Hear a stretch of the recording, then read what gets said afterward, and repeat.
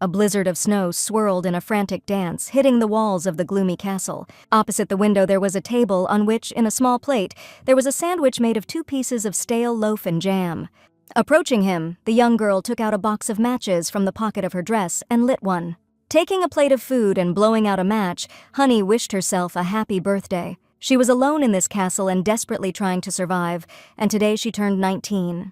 But even now, on this day, other people outside hoped that the girl would die. That day was firmly planted in her head and left deep spiritual wounds in her heart. Emperor Frederick then ordered Honey to be moved to McCloud Castle, but the people around considered this punishment too merciful, remembering how her mother tried to poison the Empress. In addition, they had lost the imperial grandson she was carrying. Therefore, the people began to beg His Majesty to revoke the order and reconsider the severity of the punishment. With a twinkle in his eyes, Frederick ordered everyone to shut their mouths immediately, promising that otherwise they would go with Honey to the castle. Being imprisoned in McCloud's ice castle was tantamount to a death sentence. Frederick reduced it to the best substitute for his sister's death sentence, although she did nothing at all. The castle, around which eternal winter stands, was located on the top of a snowy mountain. This mountain, which used to be full of greenery, froze over about 500 years ago. At that time, the then emperor defeated a dragon that possessed ice magic. As the emperor's sword pierced the dragon's heart, an incredible power burst out. It froze the mountain in an instant, resulting in the freezing of nearby villages and hundreds of victims. Even after 500 years, the forest has not changed its appearance, preserving the horror of that incident as if it were yesterday. But it wasn't enough that Honey had been banished there. She had somehow absorbed the dragon's power, to her horror. The girl sat on the floor doomedly, considering her life simply terrible, and if God existed, He would never tolerate this. She didn't know what else to expect from a life in which not even a drop of warmth could be felt. Putting her hand on her heart, the heroine began to cry, believing that people cannot live without warmth. And now, the only thing she had, she decided to commit her first sin. After creating several ice spears in the air, the girl closed her eyes and prepared herself. A second later, lying in a pool of her own blood, she felt a pleasant warmth for the first time. And if there really was someone who heard her in this place, then Honey only wanted to be born in a place that was not so cold. Suddenly, the heroine opened her eyes and found herself on the bed, jumping up and clutching her head with her hands. Hanya's mother, Eleanor, was standing in front of the bed, shouting furiously at her daughter, considering her a useless fool. The heroine thought that perhaps these were the dying flashes of the past, but then why this particular moment? Continuing to rage, the woman went to the table and took the girl's music box. After smashing it on the floor, she decided that known entities like Honey should not have been born in the first place. The heroine sighed bitterly, still not understanding why she had to see this. The mother shouted that every time she saw her daughter, it seemed to her that she was walking in hellfire. Eleanor was a former empress who was not satisfied with even this status and soon fell into decadence.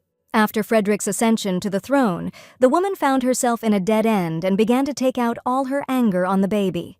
As a child, Honey believed that she was to blame for everything, so she kept her mouth shut and endured without making a sound. And now, once she was here again, she realized how stupid she had been. Seeing her daughter think about something, Eleanor became even more furious. Coming close to her, her mother furiously rolled her eyes, mad with anger. Punching Honey in the face, she was shocked that even such a creature would consider her a laughingstock. At this moment, the girl was very surprised to feel pain in her cheek after the blow. Beginning to doubt that she was really dead, the heroine suddenly felt a familiar power in her heart. Looking at her hand, she saw a blue glow that gently enveloped her palm. Realizing that she had gone back in time and possessed ice magic, Honey was shocked. Eleanor stood behind, staring furiously at the girl, who didn't even pay attention to her. Then the woman concluded that even such a scum as her daughter looked down on her. Looking around, Honey thought that if this was her payback, then she was too cruel. Meanwhile, a little boy with golden hair and eyes was walking along the royal palace. Looking to the side, his gaze fell on something that confused him. Not long before, Honey recalled how the maids brought a music box given to her by His Majesty. Eleanor thought that Frederick had gone mad to give something to the princess. In front of the girl, she put this box on the table in her room. After waiting for the night and making sure that everyone was asleep, Honey quietly crept to the gift. Turning on the box, she enjoyed pleasant sounds that she had never heard since birth. And now, this gift was shattered, right in front of the girl. His mother ordered him to sit silently in her room until the wounds healed, and if Hani even put a finger on the threshold, she would blame herself. However, Eleanor was sure that even if her daughter wanted to, she would not have the courage to leave the room. After that, she began to leave the room, leaving the girl alone with her thoughts. Hani couldn't understand why she had endured it and why she was still enduring it. Calmly leaving the room, Eleanor suddenly noticed the princess sneak past her. At the same moment, Hani gave her mother a sharp push, causing her to fall and hurt herself. While the woman and her servants were recovering from the shock, the girl ran along the corridors calling for help. A few seconds later, Hani heard her mother scream behind her, ordering her to be caught. The wounds on the princess's body still hurt, and the girl did not know where to run.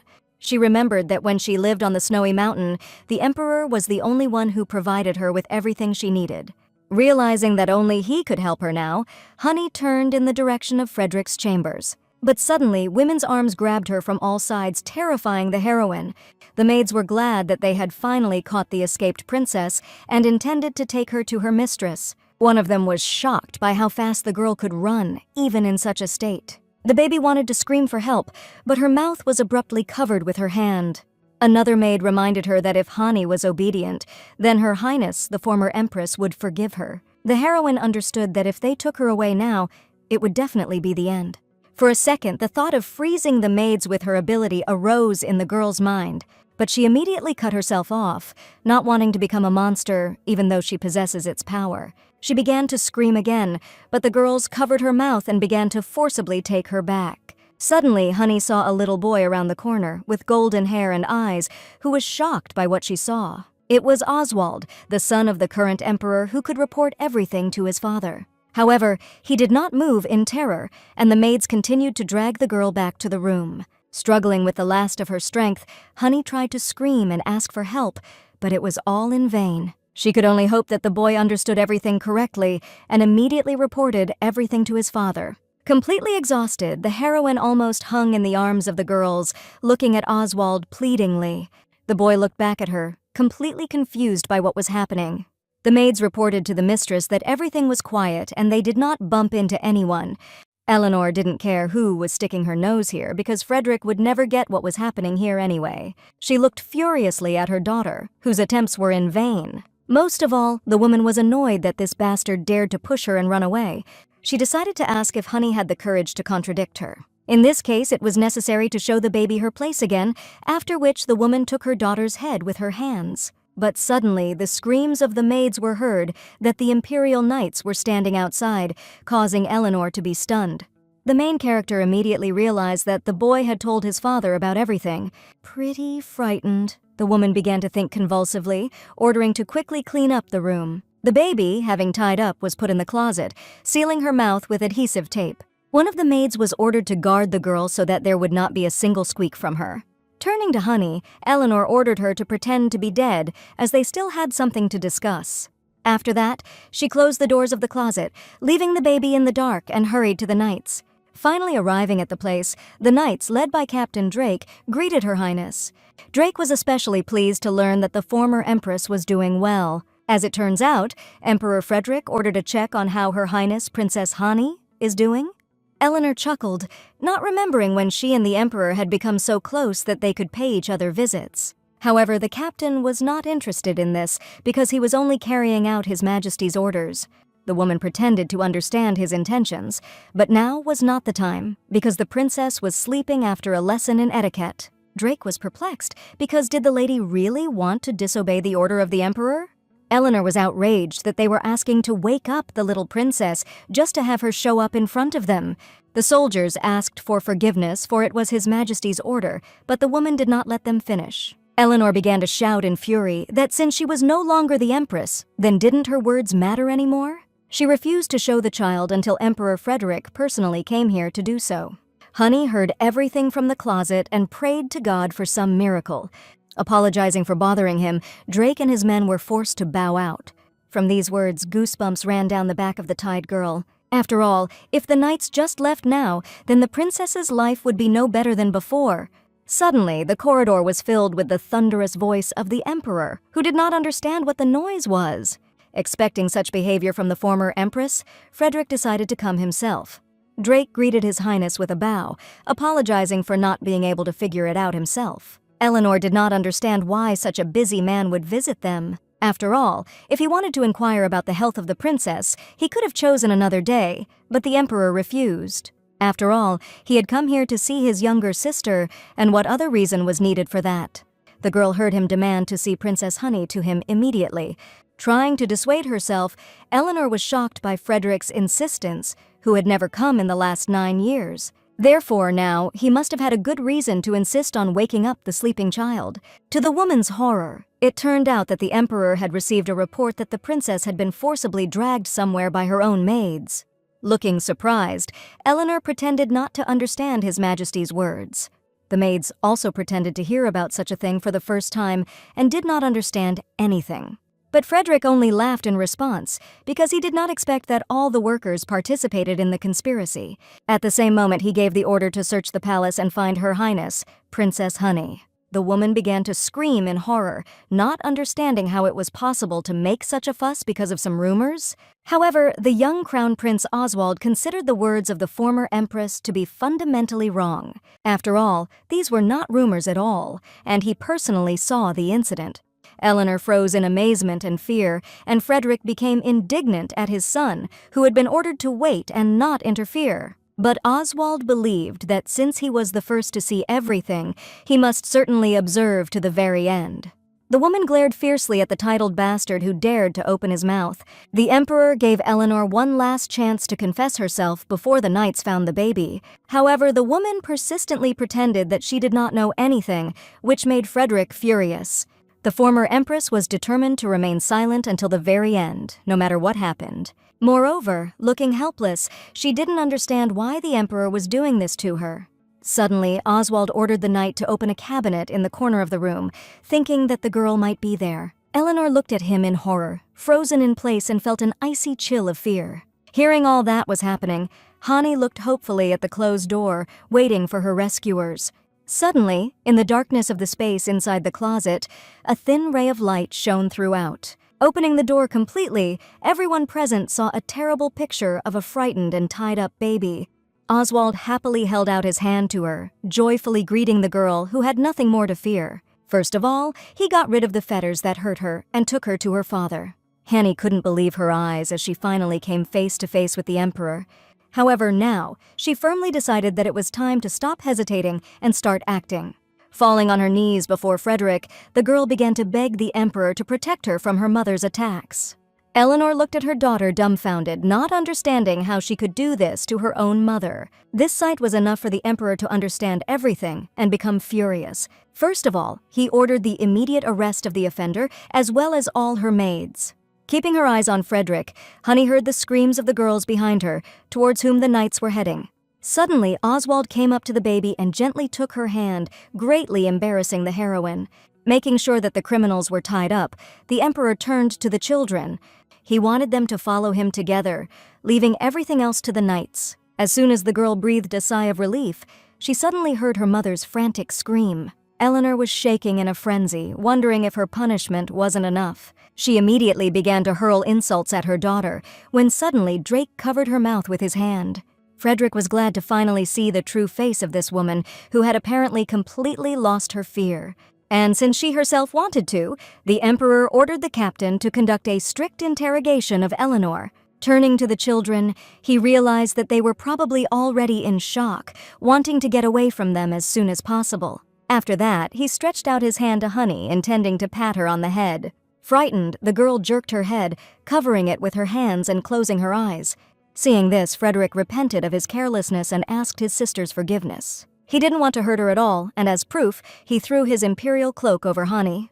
Realizing that she had gone through a lot, the emperor expressed a desire to carry the girl in his arms. Honey, shocked, nodded hesitantly, and immediately found herself in His Highness's arms. After that, he called his son, who was smiling sweetly, looking at the heroine. His father admired his bravery, but now they will need to talk about the boy's reckless walks. Honey received help, but all this warmth emanating from the emperor was so unfamiliar. Until now, she had withered alone in the ice palace. And now, was it really all happening in reality? Her thoughts were interrupted by Oswald, who wondered if everything was all right with the girl. Looking into his worried eyes, the heroine felt for the first time a manifestation of care for her. Burying herself in Frederick's vest in embarrassment, she awkwardly agreed that she was fine. She believed with all her heart that these kind glances did not turn out to be just a fleeting dream. And now, most of all, she wanted to soak up this warmth a little more. After a short time, the emperor with his sister and son safely reached the palace. The head butler, Charles, accompanied by his servants, greeted His Highness, the son of the empire. At the same moment, the man's gaze fell on the wounded girl in the emperor's arms. Looking carefully at the little girl, he immediately thought that he should call the imperial healer. Nodding in agreement, Frederick also wanted to know where the empresses were now. Learning that they were both in the living room, the emperor ordered the princess to be brought there after all the procedures. And for this time, he decided to entrust her to the personal servant of the palace, a young girl, Viola. Gently taking the princess in her arm, the maid greeted her and invited her to come with her. Seeing this, Oswald began to beg his father to let him go with Honey.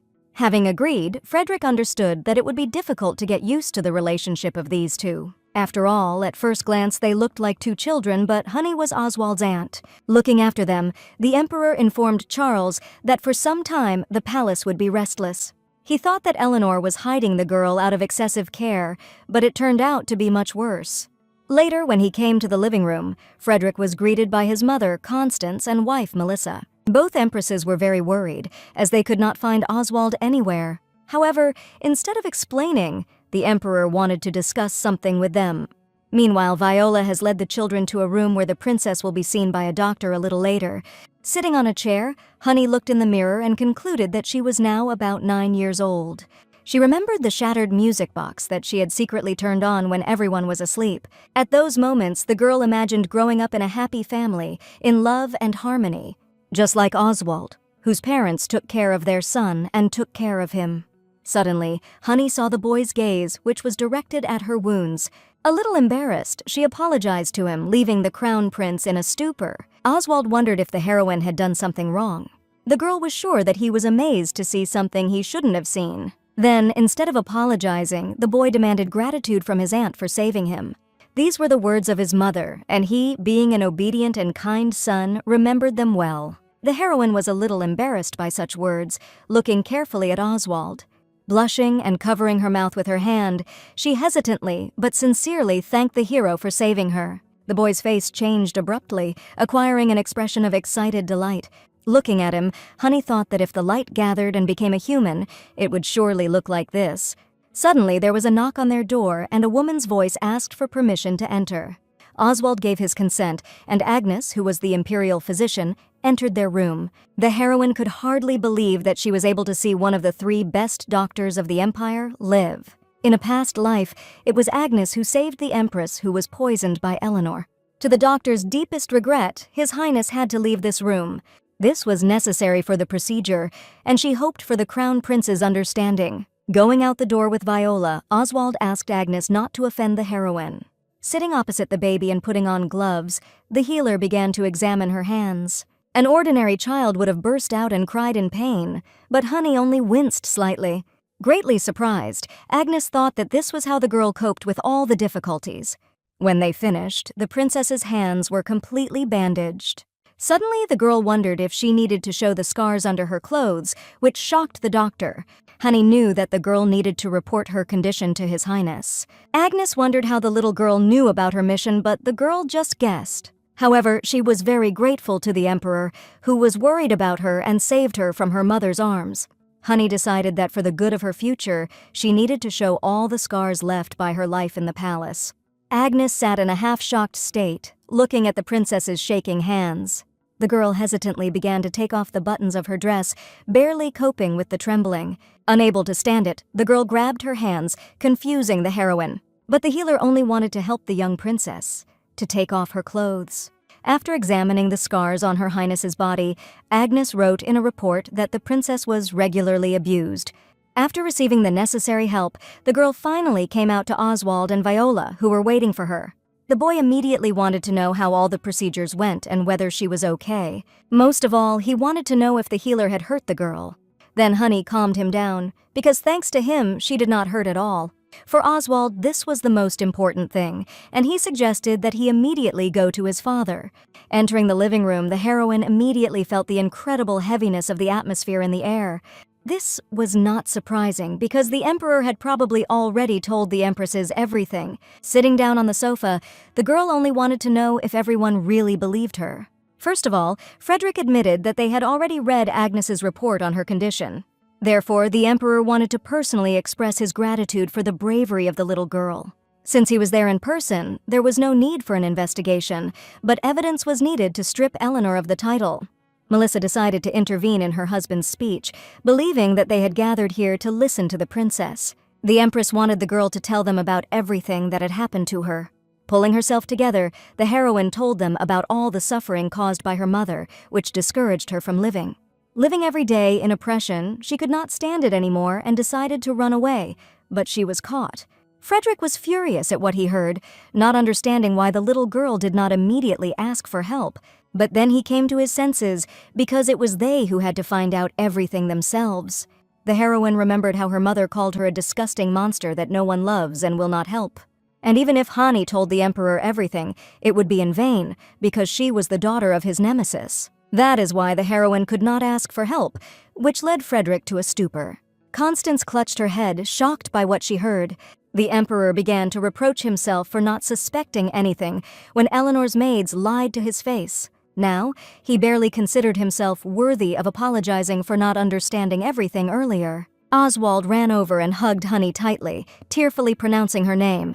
He did not consider her a monster at all. On the contrary, he called those who had hurt her that way. But now, he resolutely promised the princess that she would no longer feel pain. Unable to stand it, the girl burst into tears right on his shoulder, feeling protected.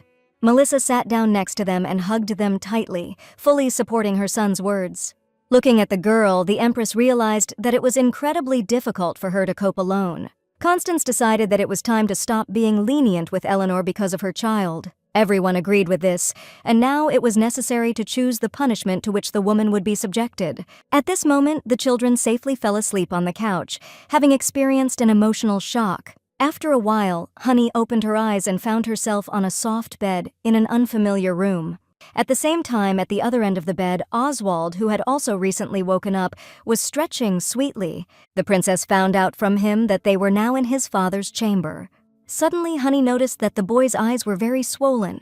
Oswald only smiled in response, because the baby's eyes were no better. There was a short pause in the air, after which the heroes laughed heartily.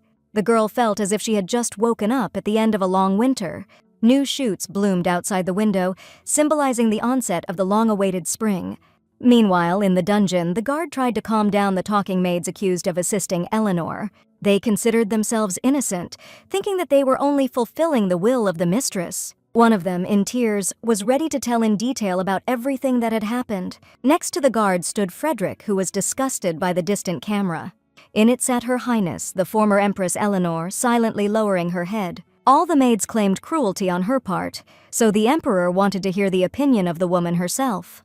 But she said nothing, only occasionally glancing at Frederick with the eyes of a maniac. The news of Eleanor's bullying spread like a fire throughout the palace and beyond. Frederick understood that given her status as a former empress, she would still become the center of everyone's attention. However, you will need a good reason to deprive her of her status and subject her to the appropriate punishment. But most of all, the Emperor was worried about Hani's reaction to this situation. So he invited the girl to his office, and she came, accompanied by Oswald. Looking at the girl attentively, Frederick wanted to tell her something. Folding his hands, the Emperor admitted that he was going to subject Eleanor to death. The girl was surprised to hear the same sentence that was passed on her mother in a previous life. At that time, the woman made an unsuccessful attempt to poison the Emperor's mother, Constantia. When this happened, Eleanor and her daughter were imprisoned in a separate palace where they lived all this time. However, later the woman tried to poison Melissa, and this time successfully, after which she was sentenced to death. And her daughter Honey was imprisoned in an ice palace on a snowy mountain, where she lived the rest of her life. Now, Eleanor's punishment was as severe as then, but because of the girl. Seeing her gaze, Frederick hastened to clarify that the baby was not at all to blame for all this. After all, her mother had already tried to poison Constance, so it was time to be held accountable. The heroine understood that the emperor was worried about her, fearing that she would blame herself for her mother's death. But Honey had been preparing for it since her arrival here and felt no guilt at all. Therefore, looking confidently at His Highness, she admitted that she was perfectly fine. Frederick was surprised by such a decisive answer and look which is not characteristic of a child. Then he admitted that the woman was deprived of her status, and the execution would take place in 2 days.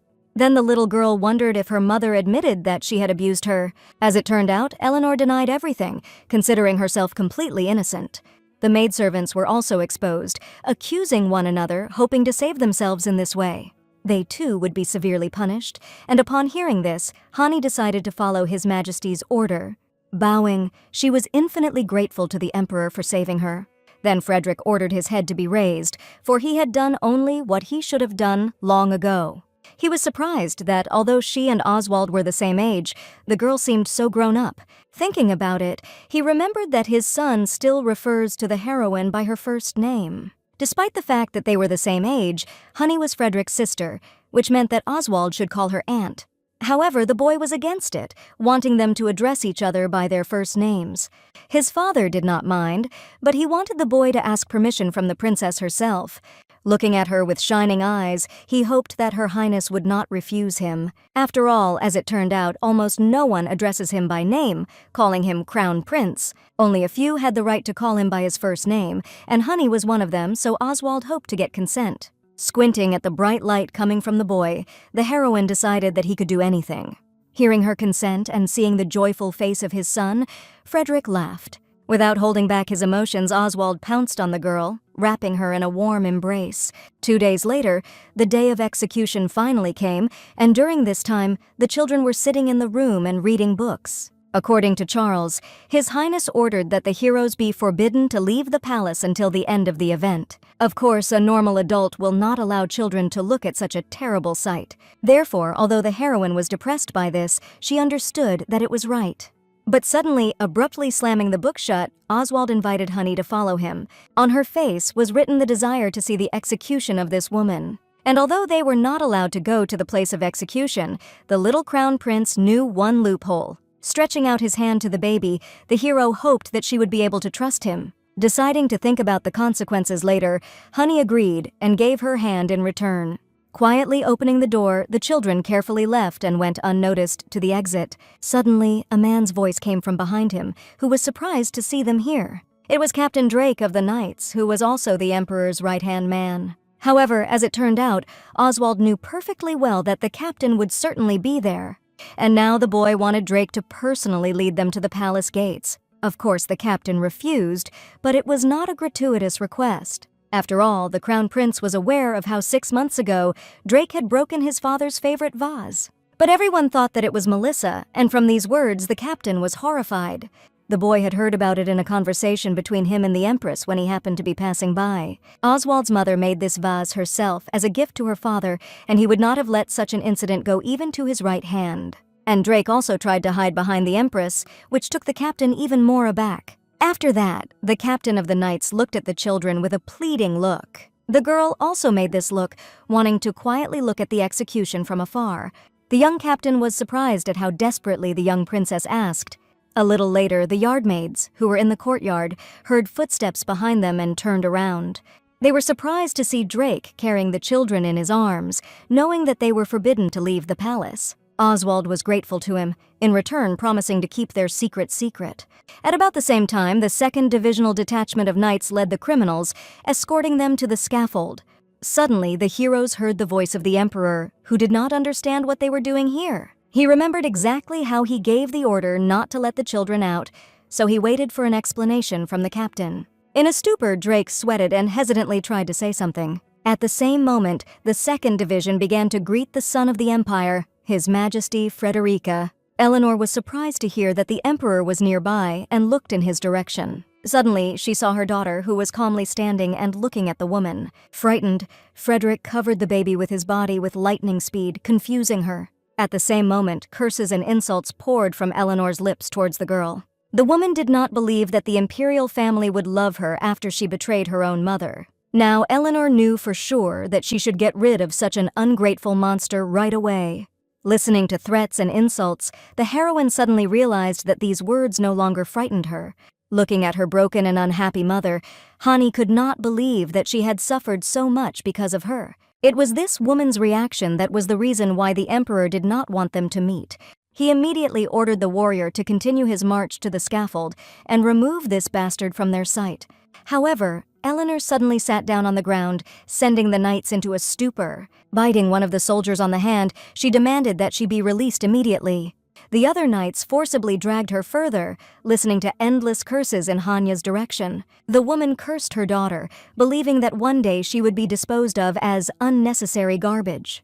And she was glad that Hani would see the execution, because according to Eleanor, the girl was waiting for the same death. At the same moment, Drake gagged her with a rag, leaving everyone in a stupor. He did not understand. Had the soldiers forgotten how to shut up mad criminals? Holding Honey's hand, Oswald wanted her not to take her mother's words to heart. The girl looked at the crown prince in surprise, confused and not knowing what to say. But gathering her courage, she resolutely stated that no more words of this woman would hurt her. Eleanor looked at the girl in shock, who said goodbye to her in a calm voice.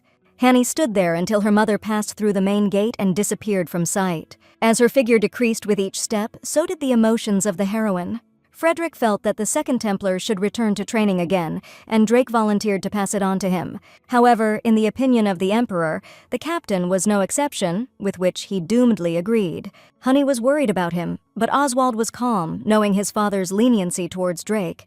The Emperor then reminded them that this was not the time to worry about others. He was also eager to hear excuses from the children who had violated the order. Hearing that they needed to get ready, Honey immediately closed her eyes, thinking that she was about to be hit. But Frederick approached her, gently shook her head, and then stepped aside. After sending the children with Drake to the palace, the Emperor headed for the gates going to be executed. Honey stared after him for a moment, rubbing her hand over the part of his head he had stroked. Returning to the palace, the children began to eat sweets on both cheeks, and Oswald offered the heroine a cookie. Honey still couldn't believe that all this was really happening to her. Even to think that she had come back from the dead and everything was going so well seemed strange. As she sank into her thoughts, she did not notice Oswald gently taking her hand. Coming out of her trance, Honey looked at the crown prince, hoping that it wasn't all in vain. Seeing the heroine's distant gaze, the boy decided to find out what was tormenting her. As it turned out, she was simply not completely sure that all this was not a dream. Therefore, Honey did not want to bother Oswald, believing that she just needed to get used to it. Then, with a resolute look, the Crown Prince decided that the girl needed to always remember something, namely, that they were a family, and Oswald loved the heroine very much. Honey was surprised that the boy called her family, but he was firm in his words. Therefore, she had nothing to worry about, because all the fears in her head would never come true. Not sure that she deserved such an attitude, the little girl decided to clarify whether he really considers her family. This question made Oswald laugh because they had been a family since birth. However, seeing her reaction, the hero thought that perhaps it was upsetting Honey. But everything was the other way around, and the heroine felt truly happy from his words. Suddenly, Charles walked through the door, greeting the children and hoping that they had a good rest. The butler hoped to borrow Sir Drake from them for a while, wanting to talk to him about something. Hearing their whispering outside the door, the children thought that the conversation would probably be about execution. After a short time, Drake finally returned to them with a very puzzled expression on his face. As it turned out, the execution ceremony was over and His Majesty would soon have to return to the palace. From his face, the heroine understood that the captain was not saying something, but decided not to specify. However, she decided to apologize to Sir Drake for the unnecessary trouble. Smiling and kneeling, the captain sincerely asked him to always address him by name. In addition, there was no need to apologize, because the deal was fair, and now they had to keep his secret. Smiling from the top of her mouth, the girl promised not to even stutter about his secret. When the Emperor returns, the captain will go to haul sandbags at the training grounds.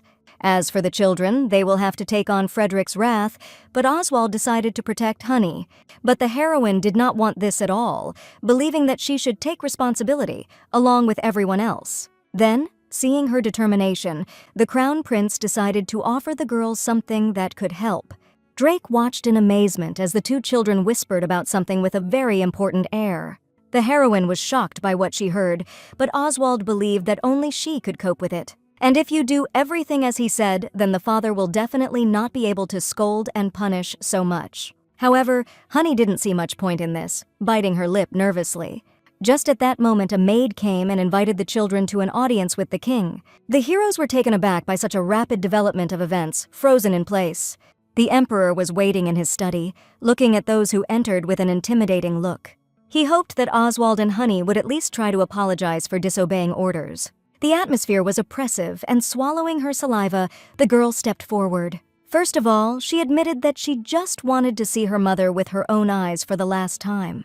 Honey thought that only this would help her truly realize that she was finally free from cruelty and violence. Now came the moment of which Oswald had spoken, and the crown prince gave her a sign to act. Folding her hands and rounding her eyes, the girl thought that perhaps the emperor was going to punish her. A strong tension hung in the air, from which the heroine could not even move. Frederick's stern face showed that the idea had failed miserably. But suddenly the emperor decided not to scold the children, delighting them. Instead, he decided to punish the girl by starting to reach out to her. Seeing this and hearing his words, Honey was horrified and froze in place again. Hunched over and closing her eyes, the heroine trembled with fear, expecting a cruel punishment. Placing his hand on her head, the emperor stirred the girl's hair again, confusing her. The punishment was that Frederick would now pat her on the head without warning. The emperor also hoped that the little girl would soon get used to it. As it was getting dark outside, he decided to let the children go, and Oswald, Honey, and Drake were unanimously delighted. However, Frederick had only the children in mind, while the captain needed to stay a little longer. After all, didn't they need to discuss something, for example, when Drake managed to be so impudent? The captain pretended to be fine and behaved in a similar way in front of Honey, but it was not at all like that. He held the position of commander of the knights, which made him seem old and tired. Therefore now, most of all, he did not want to go to the training ground. To do this, he decided to use the method used by Honey, building a cute face, but for some reason it didn't work. The emperor was angry, because Drake was already an adult and should have a conscience. So Frederick ordered him to take the sandbags and return to the training grounds. The story of Eleanor's death had plunged the entire palace into chaos, and Honey was glad that she had found out so soon. It was not surprising that Sir Drake returned that day with a strange expression on his face, because she had been killed by the people before execution, pelted with stones. Her end was not much different from the one in her previous life, when the people rebelled against her for trying to poison Constance. She was a magnanimous empress who cared for her people, even after the death of her husband. Now, the situation was radically different from what it was in the previous life. Since Honey revealed the fact of violence before the attempt on Melissa, society sincerely sympathized with her. The little girl understood that it would all end the moment her icy abilities were revealed to everyone. As long as the fear of magic was fixed in people's minds, she could not get away with it. However, her new room was furnished with new things, which meant that the imperial family sincerely cared for her. The heroine wondered if she had gotten used to the fact that she now had a family during this time. With these people who were always there, she began to cherish vain hopes again. That was why she felt guilty for hiding her abilities from everyone. Although Frederick gave her a music box and secretly provided the ice castle where she lived, Honey decided to tell him the truth, expecting to receive either help or consequences in return. However, it didn't matter anymore, and the girl was ready to accept any outcome. The next morning, she had a peaceful breakfast with Oswald in the imperial dining room. Honey thought that after all, as an emperor, Frederick might even benefit from her abilities, but the heroine had absolutely no idea how exactly to prove her usefulness. Seeing the girl's gloomy face, Oswald wondered what had happened to her. In response, she smiled, amazed at the boy's ability to notice every detail. After breakfast, the crown prince went to his lessons, promising to see the princess after them. Waving to him, the heroine decided that now was not the time for idleness. While Oswald was studying, she too had to find her own way to learn. Suddenly, she heard the voice of servants from the side, who were discussing the arrival of spring. After all, this meant that they would not be able to enjoy the ice shavings for a while. With their salaries, they could not even dream of such a thing in the warm season, only if they were fed by the imperial family. Viola, accompanying the little girl, was surprised that she suddenly froze in place. But the girl finally saw the opportunity she had been looking for all this time. On the same day, she greatly puzzled the maids with her unexpected decision. The girls first thought that they had done something wrong to her. One of the maids tried to explain that if the lady had any inconvenience, she could always turn to them. However, the girl began to insist on washing herself. The heroine still managed to convince the servants that she was no longer so small, after which she finally achieved her goal. The maids decided to wait for the princess outside, in case she needed anything. Left alone at last, Honey stepped into the middle of the bathroom and got ready. Concentrating, she began to wave her arms, releasing icy energy. Using a spell, she created an ice crystal in the air, which emanated a severe frost. The girl realized that her abilities remained at the same level as in her previous life, and this time it would be better for her to immediately reveal her abilities and prove their usefulness. However, due to his young age, he was not able to handle magic as delicately as before. The heroine will have to visit His Majesty after she regains her skills. Still, she was glad that she remembered the sensations of using her powers. After that, she washed herself and safely went out to the maids waiting at the door. Wiping the princess with towels, the girls found it cute that she decided to bathe herself. But even after 10 days, her decision in this regard remained the same, leaving the girls in a stupor. Throughout this time, Honey went to wash on her own every time. The maids thought that perhaps the girl simply did not want to show others her wounds on her body. They were sure that Her Highness needed time to move away from the terrible past. Therefore, each time they patiently waited outside the door while the little girl practiced ice magic. On the 10th day, she could easily control the ice, completely subduing it. Now everything was ready, and all that remained was to inform the emperor about it. In her mind, she hoped that Frederick would put his hand on her head again and pull her hair a little. But Honey also knew that if something went wrong, she would have to use her powers to escape. After all, the princess had already firmly decided for herself that she would never return to the snow-capped mountains. After a while, she finally arrived at the emperor's palace, which was guarded by Drake and his team. The captain was very surprised to see the girl calmly walking all alone. Smiling at her, he immediately realized that the princess had come here to visit His Highness. However, as it turned out, she also had something very important to tell the emperor. Suddenly, Honey noticed the gaze of one of the knights guarding the entrance. Deciding to smile at the girl, the knight distorted his face in a ridiculous grimace, putting her into a stupor. Shocked by what she saw, Honey thought that His Highness must be busy and would not be able to receive her. But Drake was sure that he didn't have much to do, so he ordered Scott to notify Frederick of the princess's arrival. The beast turned out to be the same knight who smiled at the girl and did not understand what scared her so much. Finally finding herself in front of the door of the emperor's office, the heroine hesitated for a while, after which she knocked awkwardly. Having received permission to enter, she resolutely opened the door to see Frederick sitting behind a pile of papers. Remembering Drake's words and seeing a huge stack of documents on Frederick's desk, the girl decided to come in another time. However, the emperor believed that she had nothing to worry about because he could finish this job very quickly. And no matter how busy he was, Frederick couldn't just send his younger sister away when she came to him.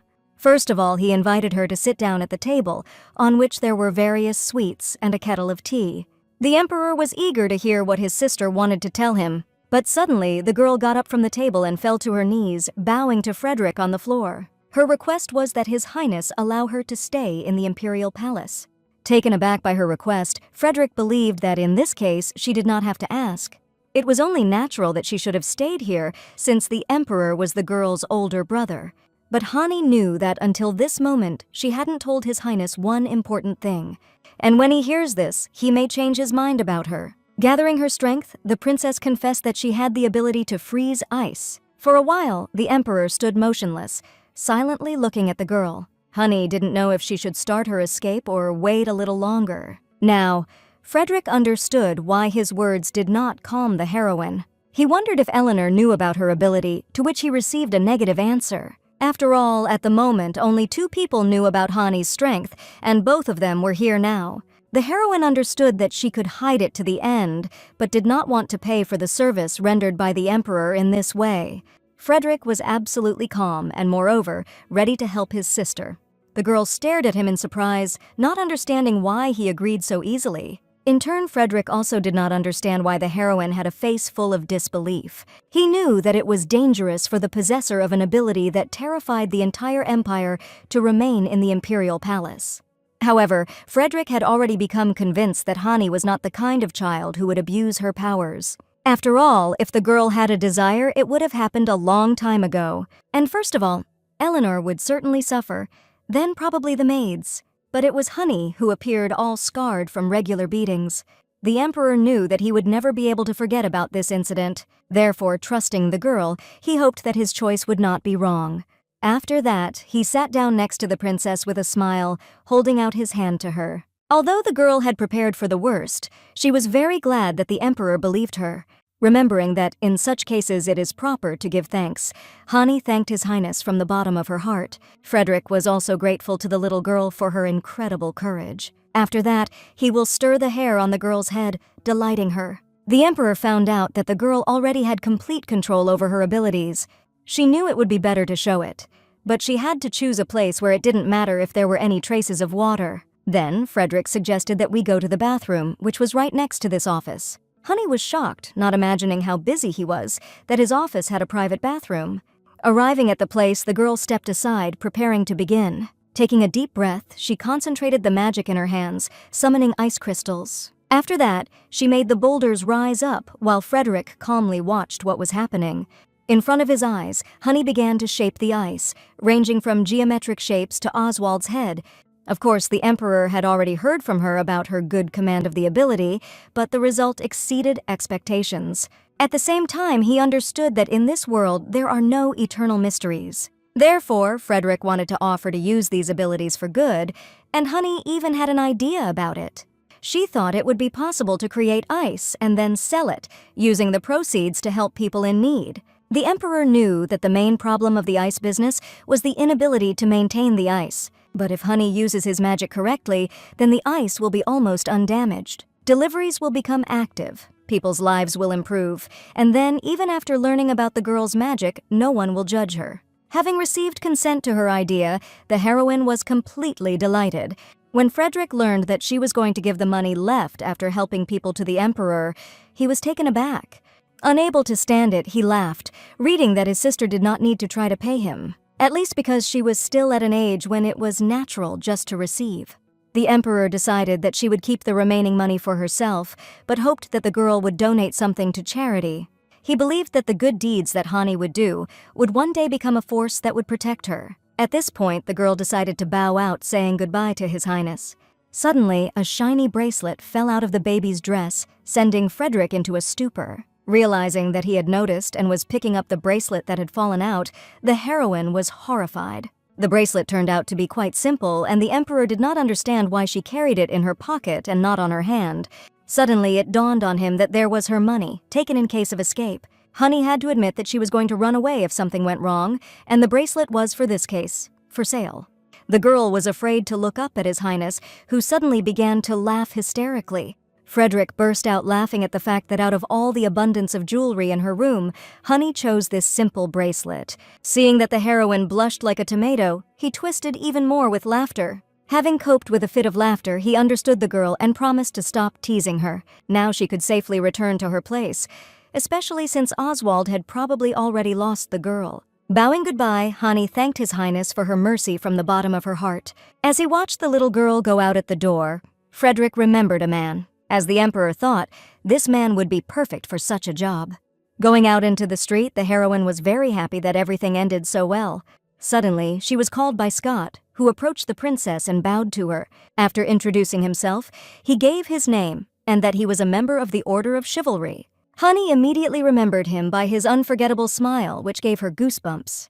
Scott felt that on that occasion, his behavior could be quite offensive. He thought the girl looked worried, so he tried to help, but he seemed to overdo it. Therefore now, Scott asked Her Majesty's forgiveness for his behavior. Falling face down on the ground, he was ready to accept any punishment that the princess deemed appropriate. Honey tried to calm him down, realizing that the hero did it out of concern for her. But Scottus objected, not accepting such favor, for such should be the relationship between a master and a knight. At least, the captain had always taught from that, and just at that moment, Drake arrived. Ordering Scott to be silent, the captain apologized to the heroine for his behavior. Honey then hurried to explain that the noble knight had only come over out of concern. In that case, Drake was happy to introduce a knight who, despite his young age, had become the second strongest in the order.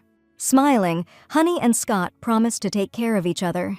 The knight was a little embarrassed that the captain praised his knightly skills so much. He decided to try even harder and become a good warrior for Her Majesty. Looking at them, the girl dreamed that everyone would treat her with the same kindness. Frederick had a half-brother, Christopher, who flatly refused the title of Archduke, eventually becoming a duke. There was no one better for the production of ice, since he owned the mountains of Herne. After a while, the emperor invited the baby to his place to introduce her to Christopher. Last time, Honey did not touch the cakes, but this time she could not resist, and they turned out to be incredibly delicious. Duke was indeed perfect for this business, but the problem was whether or not he recognized Honey. Of all the members of the imperial family, he hated Eleanor the most, and therefore her daughter. Suddenly, the door swung open abruptly, and Christopher appeared on the threshold. However, the Duke's disheveled appearance greatly puzzled the main character. In Honey's memoirs, he is remembered as an eternally neat, handsome man in glasses and a prim tuxedo. Due to the lack of glasses, he did not even see the baby, passing by her with a doomed moan. Plopping down on the couch next to his brother, Christopher was glad to finally rest. Frederick considered this a brave act, but his brother had already rushed here for 4 days without respite, on the orders of the emperor. The Duke was perplexed, not understanding what such urgency was for. As it turned out, there was a good opportunity for investment, and Frederick wanted his brother to go back into business. Seeing Christopher's dumbfounded look, the emperor clarified that he was talking about the ice business. The Duke was surprised to think that during his absence, some new technology for storing ice had emerged. However, even if Frederick guaranteed success, Christopher did not understand why there was such a rush.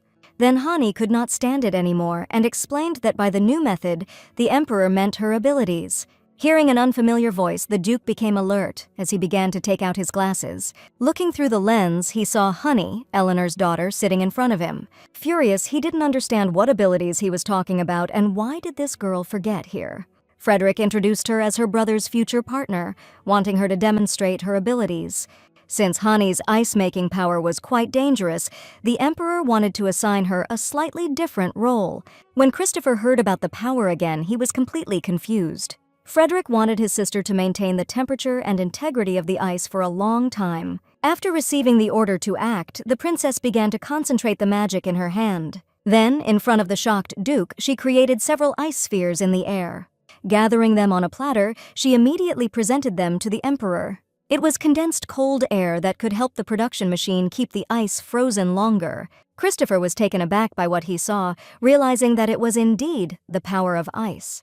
And he could not help but admit that with such an ability, the ice business would be doomed to success. However, the Duke did not want to have anything to do with the woman's daughter, and then the emperor decided to tell him the latest news. The girl didn't want Frederick to insist so much if the Duke really didn't want to. However, the emperor still decided to try, realizing that soon the fun would begin. First of all, he explained to his brother that the woman had been dead for a long time. After that, he told Christopher in detail about all the events that had happened and about Honey. After listening to the story, Christopher slammed his fist on the table so that all the cups and plates of cakes fell off it. Crying with rage and indignation, he didn't understand how much longer this would happen. The heroine heard that the Duke was a cold-blooded man who would not even bat an eye if someone died in front of him. But seeing him sobbing loudly, the girl once again realized that the rumors could not be trusted. Although he looked quite stern, according to the emperor, Frederick was full of sympathy. After finishing his sobs, Christopher took the contract from his brother's outstretched hand. Looking at the cups and saucers scattered on the floor, the heroine was glad that nothing broke. Only now did she realize the reason for the emperor's reaction to the bracelet, which was certainly cheaper than these utensils. After carefully studying all the points, Christopher came to the conclusion that everything suits him. Then Frederick asked him to vacate one of the palaces within a couple of days, which surprised the Duke. However, the emperor planned to give it to Princess Honey, as she did not yet have her own palace. The girl decided that it was not necessary at all because she could live in the old palace. But Christopher insisted, because he would also have to visit the heroine every time according to the contract. Then the girl gave her consent, embarrassing the Duke a little. Once the problem had been resolved, the emperor now intended to dispose of the things in the girl's former palace. Honey agreed, wanting to keep only one thing out of everything. After receiving permission, she immediately ran away to get it from the palace as soon as possible. As punishment for his impudent behavior, Frederick sent his brother to fetch the baby as a porter. Agreeing, Christopher went outside when he saw the heroine near the fountain. The girl walked along the road to the gate, and the Duke followed. All the time they were on the way, they did not say a word to each other, and the girl did not notice his presence at all. As she approached the palace where she had once lived with her mother, Honey stopped for a moment. Christopher looked with interest at the surroundings of the castle, which he had not been to in 10 years. Going inside, the heroine headed for the door leading to her former room. Inside, there was a real pogrom and chaos. Broken interior items were lying everywhere. Seeing the mess in the room, Christopher wondered if there was anything to be found here at all. But suddenly the girl began to pick up a broken music box from the floor, leaving the Duke in a stupor. Earlier, he had been very resentful of Frederick's decision to give it to the woman's daughter. But the Emperor simply decided to make a gift to his sister, who was the same age as Oswald. And now, the heroine carefully collected the remains of the box from the floor, looking at them sadly. Unable to hold back his emotions any longer, Christopher sobbed again, betraying his presence to Honey. She was very surprised that the Duke also decided to come here. The hero admitted that he came at the request of his brother and was puzzled by the princess's valuable thing. Seeing that the box was broken, he considered it dangerous for a small child. But the girl was determined not to throw it away. However, the Duke meant to give the box to him. Surprised by such a request, the heroine slowly approached him and reluctantly handed him the box. The way back to the palace ran in the same silent atmosphere. Suddenly, Christopher stopped and turned to the young princess, puzzled her. The Duke admitted that all this time he sincerely hated the baby for being Eleanor's daughter. He couldn't think of anything good, knowing the essence of that woman, but then he realized what the girl had to go through. Christopher believed only what he saw and, in the end, hated innocent people. And the hero understood that now it was too late for this. But still, he made up his mind. After bowing, he apologized for condemning Honey until now. He was sincerely sorry for all the pain that he had caused her with his attitude. Of course, he didn't dare to ask to accept his apology right now. But Christopher intended by his deeds to prove his sincerity and earn the right to forgiveness. Seeing his honesty, the main character also decided not to be silent and say everything. She knew the reasons for his hatred and thought she couldn't do anything about it anyway, even though it hurt her. It was very unfair, because a person does not choose where to be born. And yet, Honey was wholeheartedly grateful that the hero was the first to apologize. She believed in his sincerity, so she gladly accepted them, which took Christopher aback. But the princess had no doubts, because he himself promised to prove everything with deeds. Therefore, the main character hoped that the Duke would just keep his word. Looking at her innocent smile, Christopher began to slap himself in the face, believing himself to be real trash. Honey tried to stop him because she had a cut on her hand from a broken box and she had to hurry.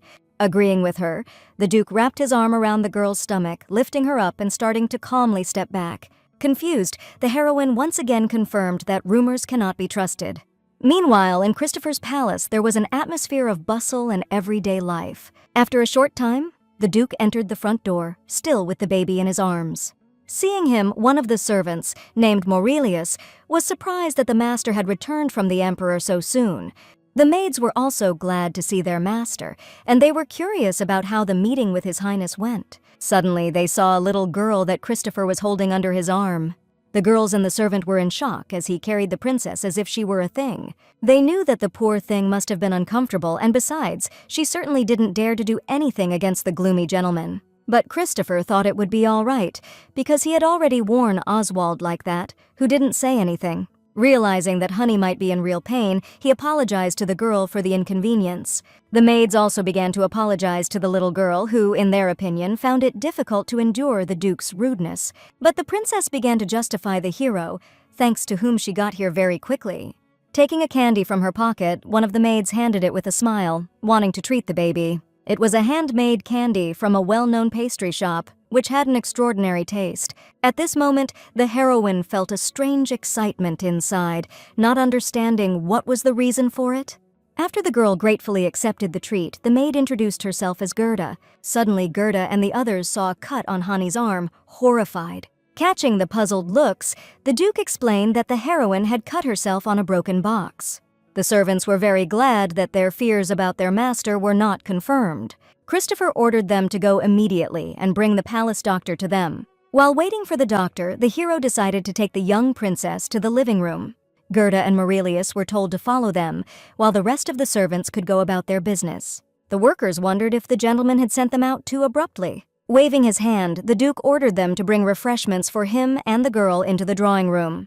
Walking after Christopher, Honey turned around at some point, waving her hand to the remaining girls. The maids were delighted with such cuteness, not hiding their emotions. They were surprised that despite the outward resemblance to Eleanor, the atmosphere around the girl was completely different, and since the master had brought her here personally, they wanted to do their best for the little girl. A few minutes later, the royal healer arrived in the living room to the heroes. Honey had expected to see Agnes, but instead a businesslike man with a briefcase walked in. His name was Augustus, and his presence made the heroine uncomfortable. After examining her, he concluded that the princess only needed to bring down her temperature a little. August was indignant, not understanding why such a talented healer as him should waste his time in this place. He had personally treated the emperor, and now he had to deal with a poor princess without power and connections. As he said all this aloud, his gaze suddenly fell on the Duke, whom he immediately recognized. Then the healer's face immediately changed, beginning to suck up to the hero and flatter him. August thought that now was not worth wasting time on a worthless child, and it was better to examine the Duke first. He immediately noticed a small cut on Christopher's cheek and wanted to start dealing with it immediately. As for the baby, according to the doctor, her wounds could have waited a little. Being shocked by what they heard, the servants concluded that the number of yard healers had just decreased by 1. They only hoped that the master would not get too angry, otherwise he might scare Honey. Christopher gave the order, and the 2 servants went to Augustus, who was in a stupor. Approaching abruptly, they twisted the frightened healer on the floor in an instant. Augustus did not understand why the Duke suddenly decided to do this to him. Christopher was surprised that it came as a surprise to someone who ignored the princess. The healer tried to justify himself because the hero himself also recently considered the baby a beam in the eye. However, even if the Duke hated her, did that somehow cancel out the royal title of princess? And how dare the healer look down on a member of the royal family? But Christopher did not deny that in the past he really hated Honey. And now, as Augustus himself can see, everything has changed dramatically. This means that the hero will no longer allow such garbage to ignore and belittle the princess. He intended to report this situation personally to the emperor while Augustus awaited his punishment. The servants dragged the man into the corridor, from where his heart-rending screams were heard for some time. Gerda thought that if she had known about this beforehand, she would have simply asked for medicine. Honey was absolutely calm, because she had long been used to this. Christopher was horrified by her words and stared at the girl in bewilderment. Sitting opposite him, he did not want to hear such things from her anymore. The Duke would always be willing to help her, so he hoped that if anything happened, Honey would immediately turn to him. Starting to heal her wounds, the hero suddenly drew attention to the baby's strong thinness. As it turned out, she was even fatter now than before, which made Christopher confused.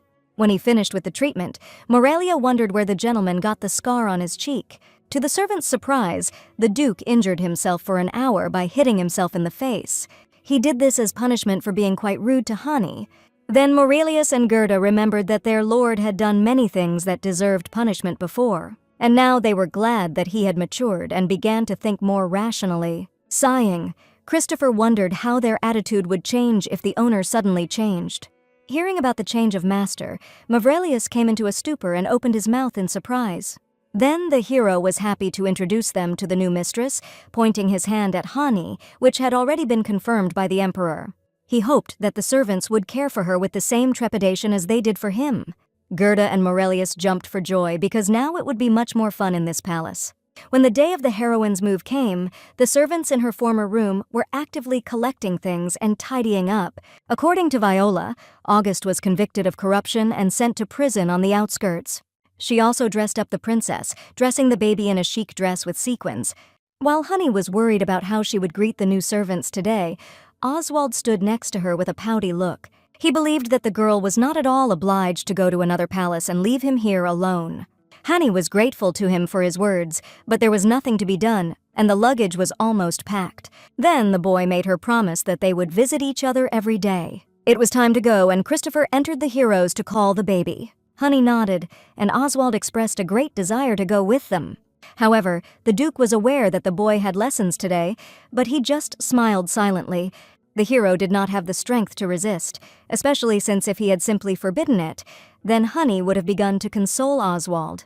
Approaching the heroine's new palace, Christopher's face around took on a very surprised expression. Smiling and clutching his head, he thought that someone clearly did not know how to restrain himself. After walking a little more, he covered the eyes of the little girl with his hand, who suddenly smelled the aroma of something sweet. As the Duke approached the entrance, he wanted Honey to look ahead very carefully now. Withdrawing his hand, he revealed to the girl's eyes a crowd of servants who had arranged a feast in honor of her arrival. The heroine was shocked by the colorful scenery and endless compliments addressed to her. Passing through the corridor of service personnel, joyful greetings were heard from everywhere. Seeing the shock on Hanya's face, Gerda thought that it was too early for the mistress to be surprised. At these words, even the ever-prim Duke felt rather uncomfortable. At that moment, a chef appeared from the palace, carrying a 3-tiered cake of his own making on a cart. Oswald was deeply impressed by the grace and beauty of the works of confectionery art. Unlike him, Honey looked at the giant cake with eyes full of horror and shock. The heroine had never had this before, and she thought that she did not need it. And now, the heart was beating in a completely different way than it had been before. Smiling, Oswald thought that Honey was the main character today, so she just needed to enjoy. Stretching out her hand to him, the girl realized that now she really was not alone. She considered not only the cake beautiful, but also everything that was prepared for her today. Crying with happiness, Honey compared it to if it was her birthday today.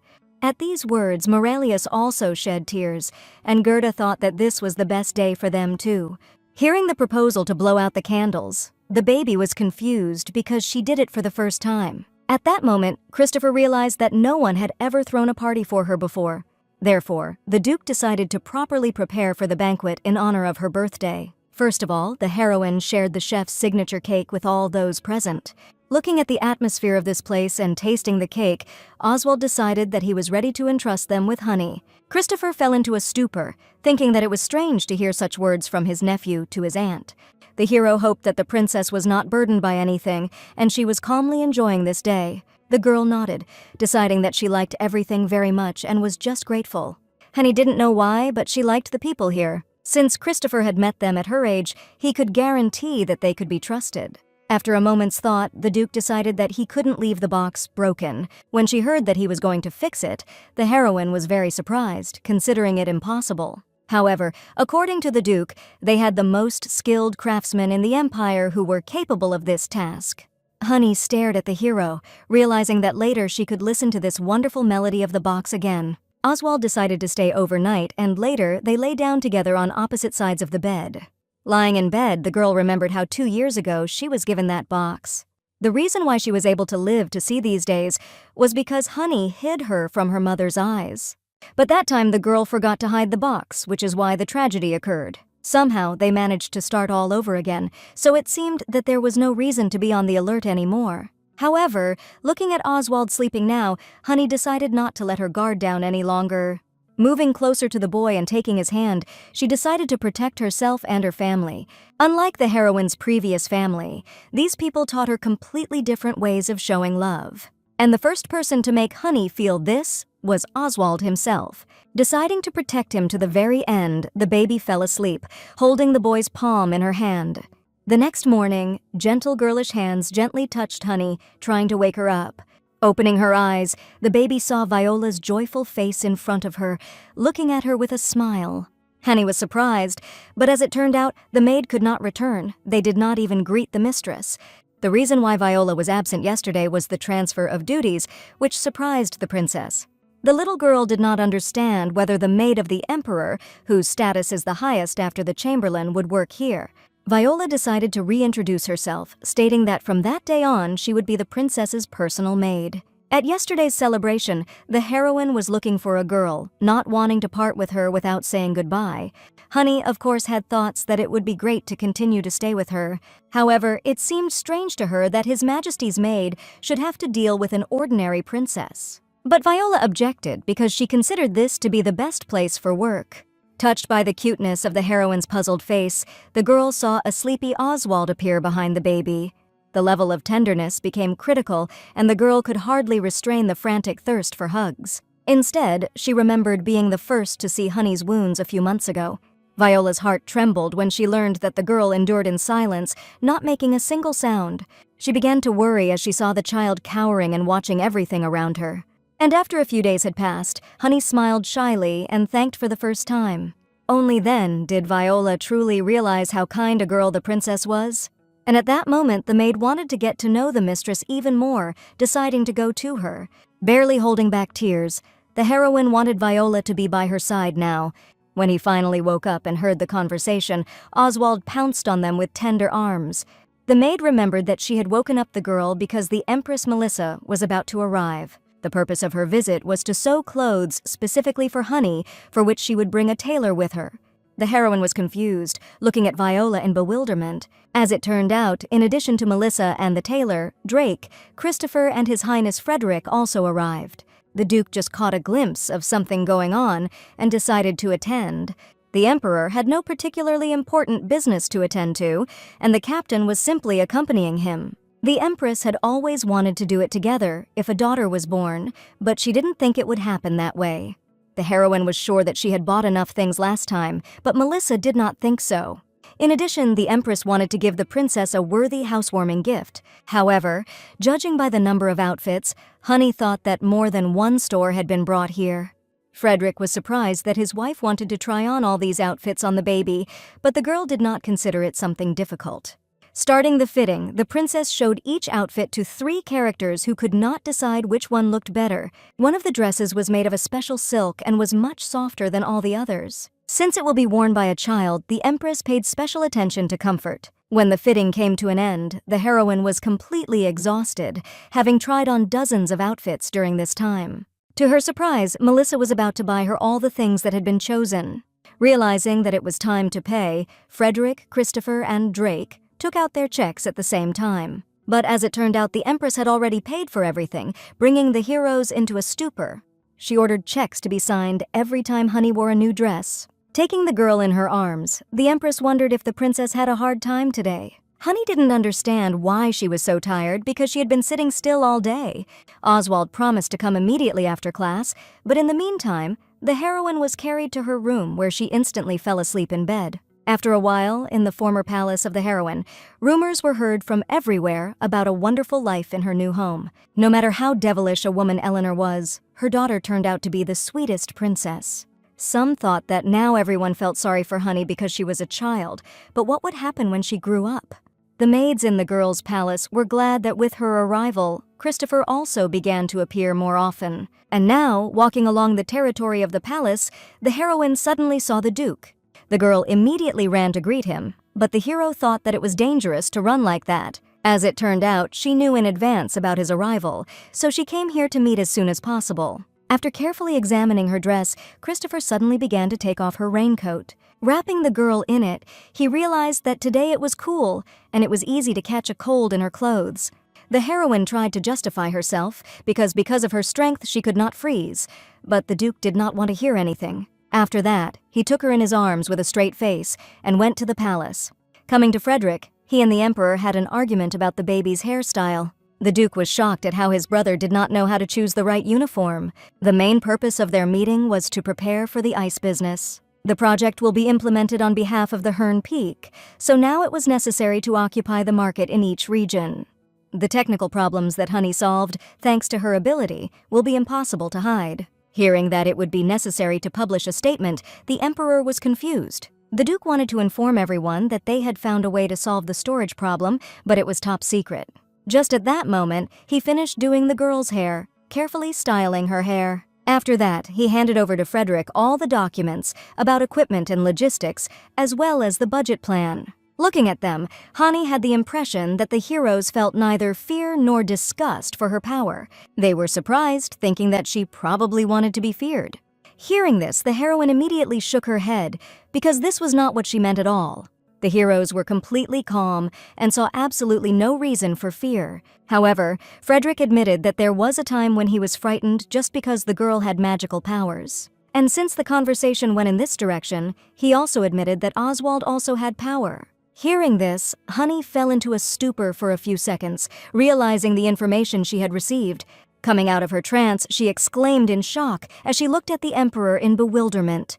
Then Frederick came over and stroked the girl's head, trying to calm her down a little. At first, the Emperor considered it a coincidence how perceptive the boy could be. But over time, it became clear that the Crown Prince had something like the ability to foresee. It was the power of the God of Light, which caused the heroine to be confused again. From her previous life, she already knew that he was the main god of the entire empire. It symbolized light and the sun, and also had the ability to prophesy and foresee. Although Oswald's power is not always manifested and does not depend on his will, it has already been of great help.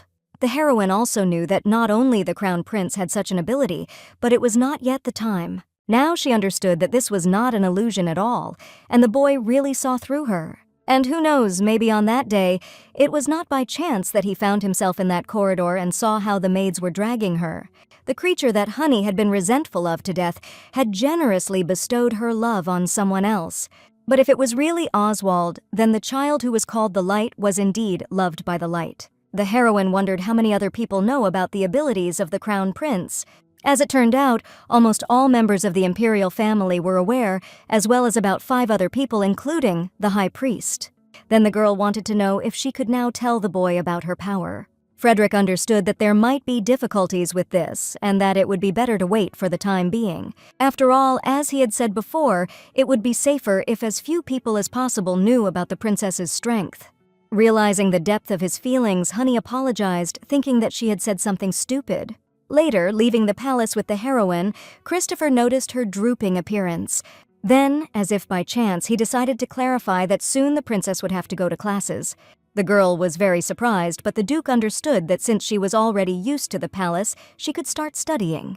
At that moment, she realized how perceptive the Duke was. After all, studying was Honey's cherished dream. However, the little girl was overly cautious, which is why Christopher only noticed it recently. If she is just jealous that nothing will change in life, and what the hero said earlier about his help were not empty words at all.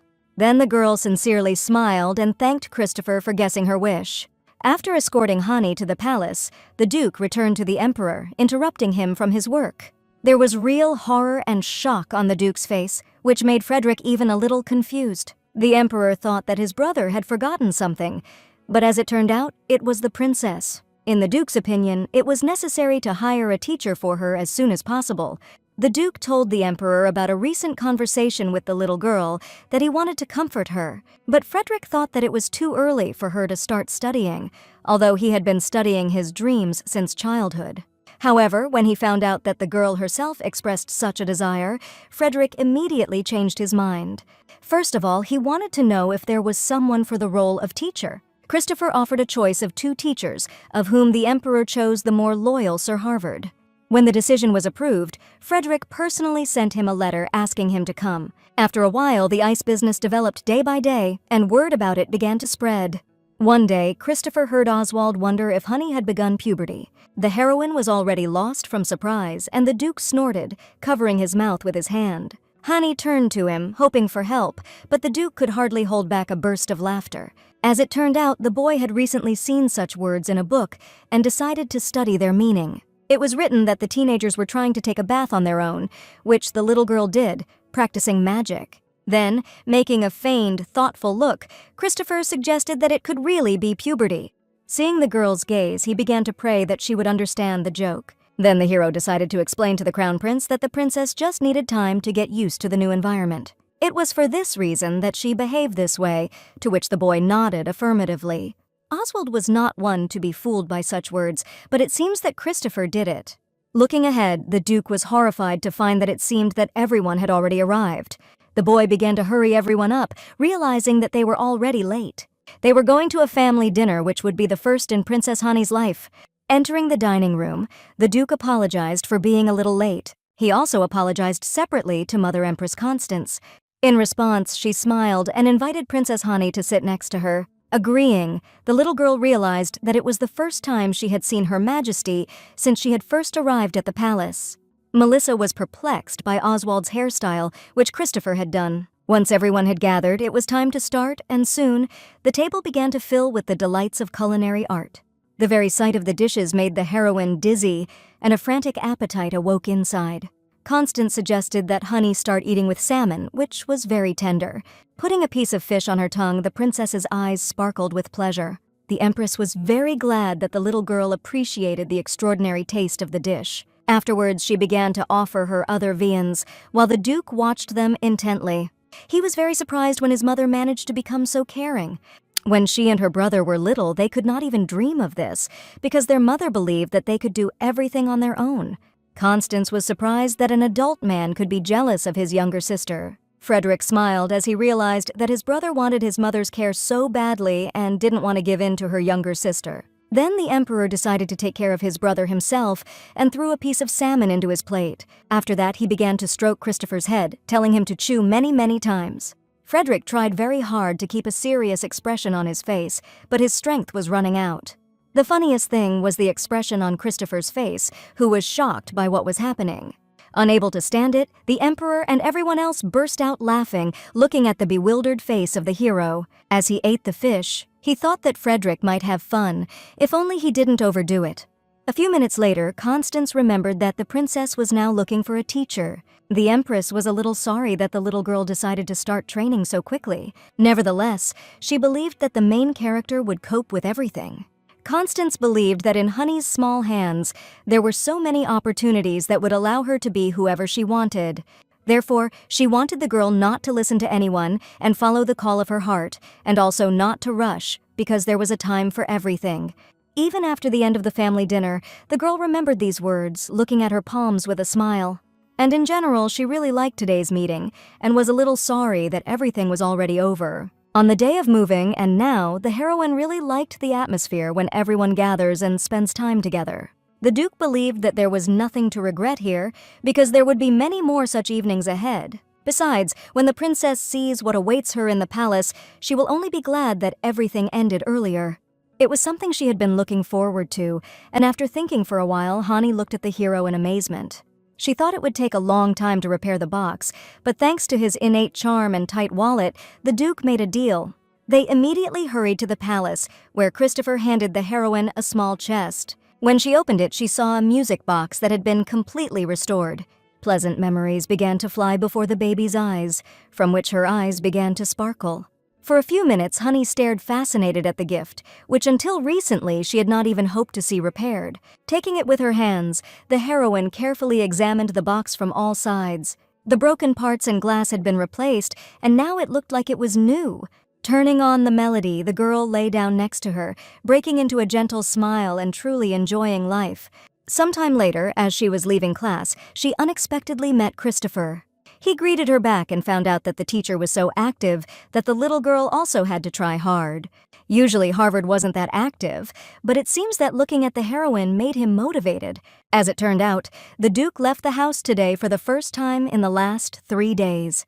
To Honey's surprise, the reason for the Duke's busyness turned out to be Oswald. The boy wanted to walk with the princess along the streets, so Christopher tried to somehow occupy his time. However, now, he wondered if the baby would agree to a walk. The girl's eyes lit up with a twinkle, and she gladly agreed, realizing that she would go out of the palace gates for the first time. The march was scheduled for the next day, as the Duke needed to recover a little. Now he had to concentrate on his work, and Honey had to make about 20 particles of condensed air. After so much training, she created ice particles in the air with much greater ease and grace. Gathering them in a bag, she safely handed it to the Duke. After thanking him, Christopher noticed that Honey had become even more skilled in this business. Perhaps this was influenced by talk about puberty, which made the baby ironically lower her eyebrows. In any case, she, as always, did an excellent job. The next day, disguised as commoners, the 3 heroes prepared to set off. Oswald was delighted that even in this dress, Honey remained as cute as ever. In these clothes, she had the feeling that she was really going outside, which made her heart beat faster. Looking at the Duke, the girl was surprised to find a huge sword on his belt. As it turned out, the hero did not speak it very well, but he took it with him just in case. In any case, it was worth relying on Christopher in this regard because he knew only the basics. His father once told Oswald that his uncle was better at martial arts than fencing. Looking at the Duke, Hani realized that such a physique could not be achieved without serious training. In addition, the previous emperor usurped the throne, which annoyed many rich people and created political enemies out of them. Therefore, for sure, the childhood of his 2 eldest sons could not be called calm. After a while, the heroes finally arrived at the shopping street of the capital of the empire. The heroine was impressed by the amount of everything around, from goods to people. First of all, Christopher instructed the children not to run away alone and follow other adults. He made them repeat all the points until their teeth began to bounce. A few minutes later, the children were finally free and breathed a sigh of relief. Starting to move along the street, the eyes of the heroes ran in different directions. First of all, Honey was surprised by the variety of fruits on street stalls. She was also impressed by the variety of fish and how the ice they create is used. Compared to the palace, the atmosphere was completely different, which made the girl very happy. Seeing the corn dog seller aside, Oswald wondered what it was. Without the slightest idea, Christopher suggested that the children try it themselves with the money he had given. The saleswoman was happy with such nice customers and announced the price. Taking out their bags and making simple mathematical calculations, the heroes counted the required amount. Especially for the kids, the woman chose the largest and most appetizing corn dogs with a lot of sauce. The children were fascinated by the unknown deliciousness, from which an alluring meaty aroma emanated. The taste of this product turned out to be incredibly delicious, delighting every cell of the body. After trying a few more types of street delicacies, the children were surprised to find that their money had disappeared somewhere. Continuing along the shopping street, one of the shops attracted Honey's attention. These were jewelry, among which something special stood out. These were 3 bracelets that had a deep name: Precious, give a person your unchanging heart. Knowing that the children's financial reserve was being reset, Christopher offered to pay for it himself. Oswald and Honey put on 1 bracelet each, looking at the jewelry with satisfaction. They gave the 3rd bracelet to the Duke, who found it very touching. Passing further, the heroine raised her head and suddenly, unexpectedly, froze in place. In the distance, above the houses and the forest, towered the gigantic snow-capped Mount McCloud. It was the highest mountain in the entire empire, which could be seen from everywhere. The incredibly strong cold, which found itself in the center of the country, instilled terrible fear in the inhabitants of the empire for 500 years. Turning her head, Honey saw a good-natured fruit vendor who was smiling at a young customer. The heroine understood that if everyone knew about her abilities, then no one would smile at her anymore. Meanwhile, the heroes gradually climbed to the top of Herne, where the administrative building of the district was located. A young man, working intently at a desk, was surprised that someone had entered the building. Seeing that it was the Duke, the young man was horrified, trembling all over. He didn't understand what had brought His Highness here, while Christopher was surprised by his reaction. The reason was that during his last visit, the Duke had brought him a lot of work. Having learned that today he was just walking, the guy calmed down and decided to get acquainted with the children. The Duke introduced him to the Crown Prince and the Princess, which surprised the young man. As it turned out, the guy himself was called Bob, and he led the area from the top of Herne. Since His Highness had come anyway, Bob wanted to give Christopher some documents to check. The Duke hoped that while he was away for a while, the children would calmly wait for him without leaving the room. He sincerely believed that as long as they were here, nothing could happen. And so it was until one moment, looking thoughtfully out the window, Honey saw something terrible.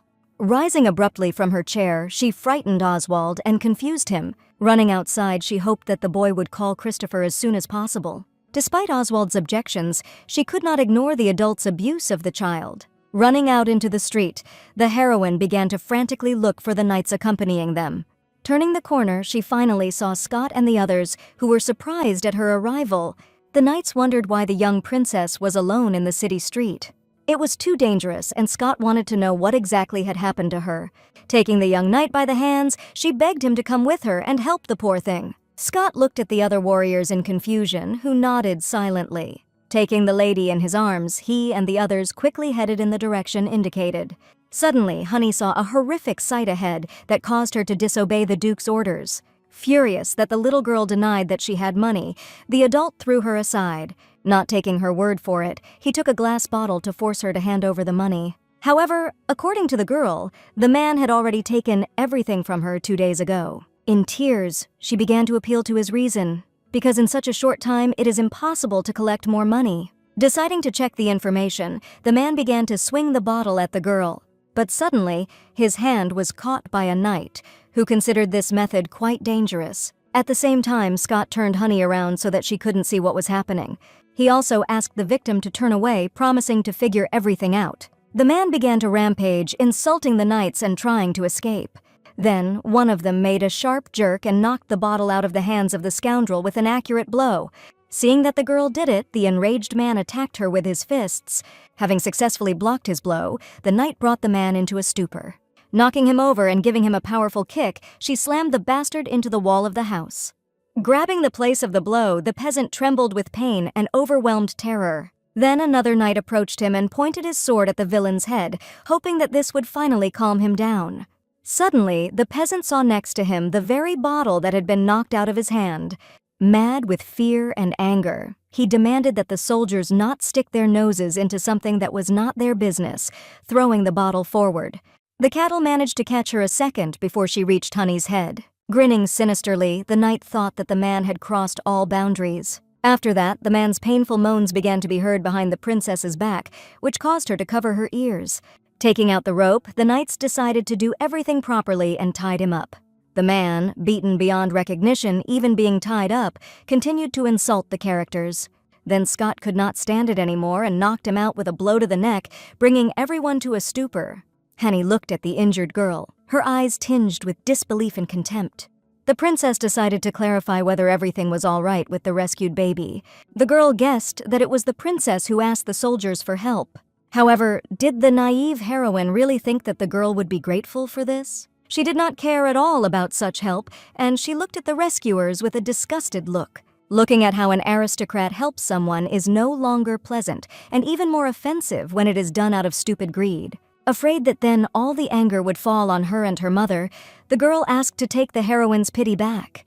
Hani tried to explain that she was acting out of genuine sympathy, but the girl didn't want to listen.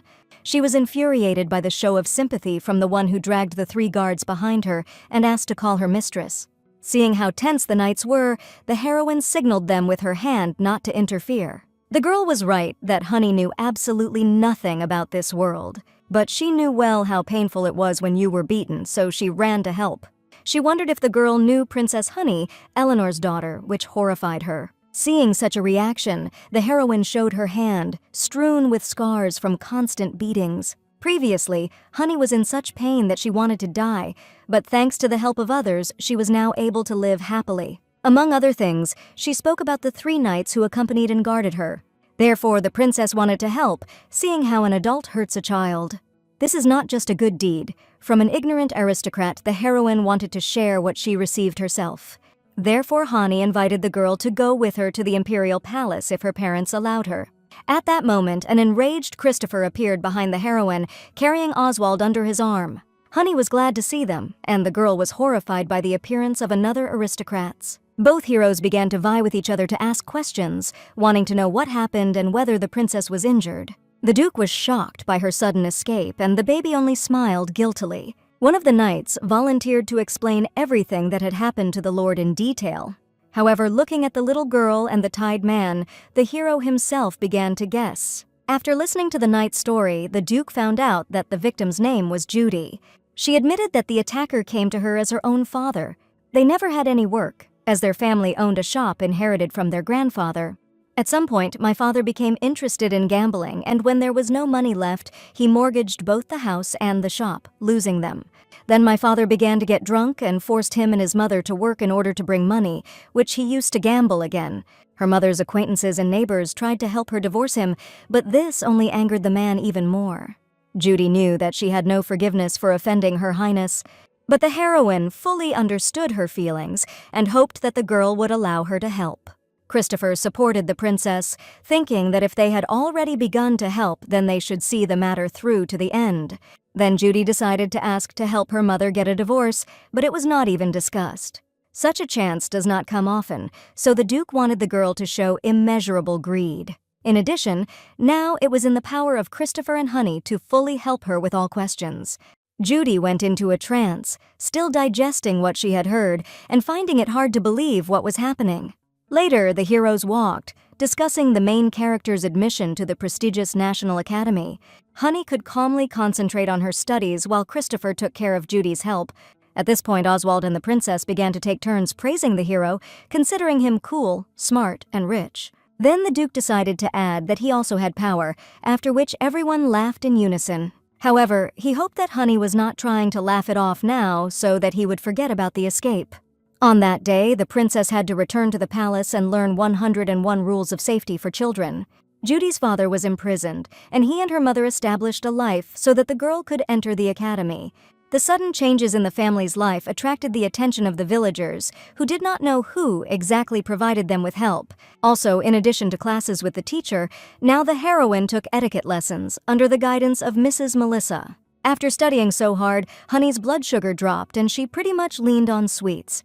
Sitting at the table with the Empress, the girl suddenly saw Melissa begin to cough violently. Suddenly, the Empress jumped up from her chair, continuing to cough and begin to moan in pain. Henny was in a stupor, not understanding what was happening and frantically trying to come up with a plan of action. Suddenly, the heroine realized that all this time, the Empress was pregnant. In a past life, Eleanor poisoned Melissa, killing the baby in the womb along with her. After a while, the pregnancy was confirmed, and Frederick and Constance came to congratulate the Empress. The children were also here, and Oswald was incredibly happy to know that he would have a brother or sister. For 8 years, there had been no new grandchildren, so Constance proposed to arrange a holiday. Melissa thought it would be great if the whole country could rejoice at this event. However, first it was necessary to visit the temple of the God of Light and pray for the well-being of the child. Honey also joined in the congratulations, for which she received sincere gratitude. The Empress couldn't wait to see how beautiful this child would be. Eleanor was no longer there. No one would poison the mistress, but for some reason, the heroine was very anxious in her soul. After a couple of days, the Emperor with his wife and children finally went to the temple of the God of Light. The Holy Father Kelvin came out to meet them, accompanied by monks from the church. They greeted the honored guests and servants of the God of Light with a bow. Wishing them to be in the wind, the Kelvins suddenly fixed their eyes on the heroine.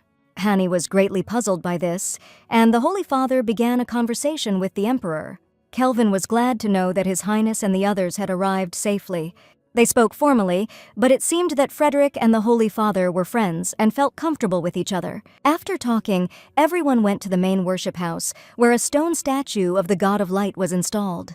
First of all, everyone bowed and then cleansed their lips and hands with holy water. After that, the time came when everyone began to pray on their knees. For a while, the heroine watched everyone pray, closing their eyes and opening their hearts to God. After that, she shifted her gaze to the statue of the God of Light, remembering the past. Before her death, she had prayed a lot and now she was doing it again. Honey was almost certain that her prayer would not be answered, but she hoped that at least once the God would not turn away from her. The girl sincerely wished that the child of Melissa and Frederick was safely born. After the ceremony was over, the Emperor wanted to leave for a while and talk to Kelvin. Agreeing, the Holy Father suggested that the children take a short walk around the church for the time being. Listening to his speeches about the beautiful flowers of this place, the heroine had a strange feeling inside as if something was wrong. Unlike her, Oswald looked at Kelvin with rounded eyes, as if spellbound. The girl did not understand why they had to go anywhere, but the Crown Prince suddenly insisted on taking a walk. As she left, Hani couldn't shake the feeling that the Holy Father was looking at her strangely. Suddenly, she had the terrifying thought that Kelvin might find out about her powers. Scott and his partner went with the children, and the knight admired the spring views of the surroundings all the way. Scott decided that he wanted a brother like Oswald, and his partner would be happy to have a swordsman's sister. Suddenly, a garden of indescribable beauty opened up before the characters, with fragrant flowers and a spring palette. The children were stunned with surprise, and the escorts opened their mouths in admiration. Oswald put on a thoughtful face and remembered that it must be somewhere here. Not understanding what he was looking for, the heroine felt as if she was suddenly covered with a shadow.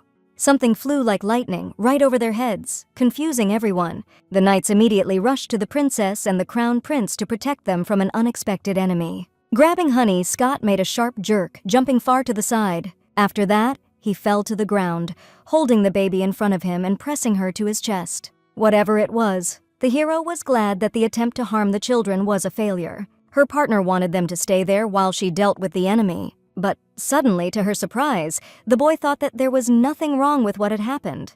Looking at the place where the intruder had landed, the knight froze in amazement. In front, between them and Scott and Honey, stood a huge tiger with a four-pointed star on its forehead.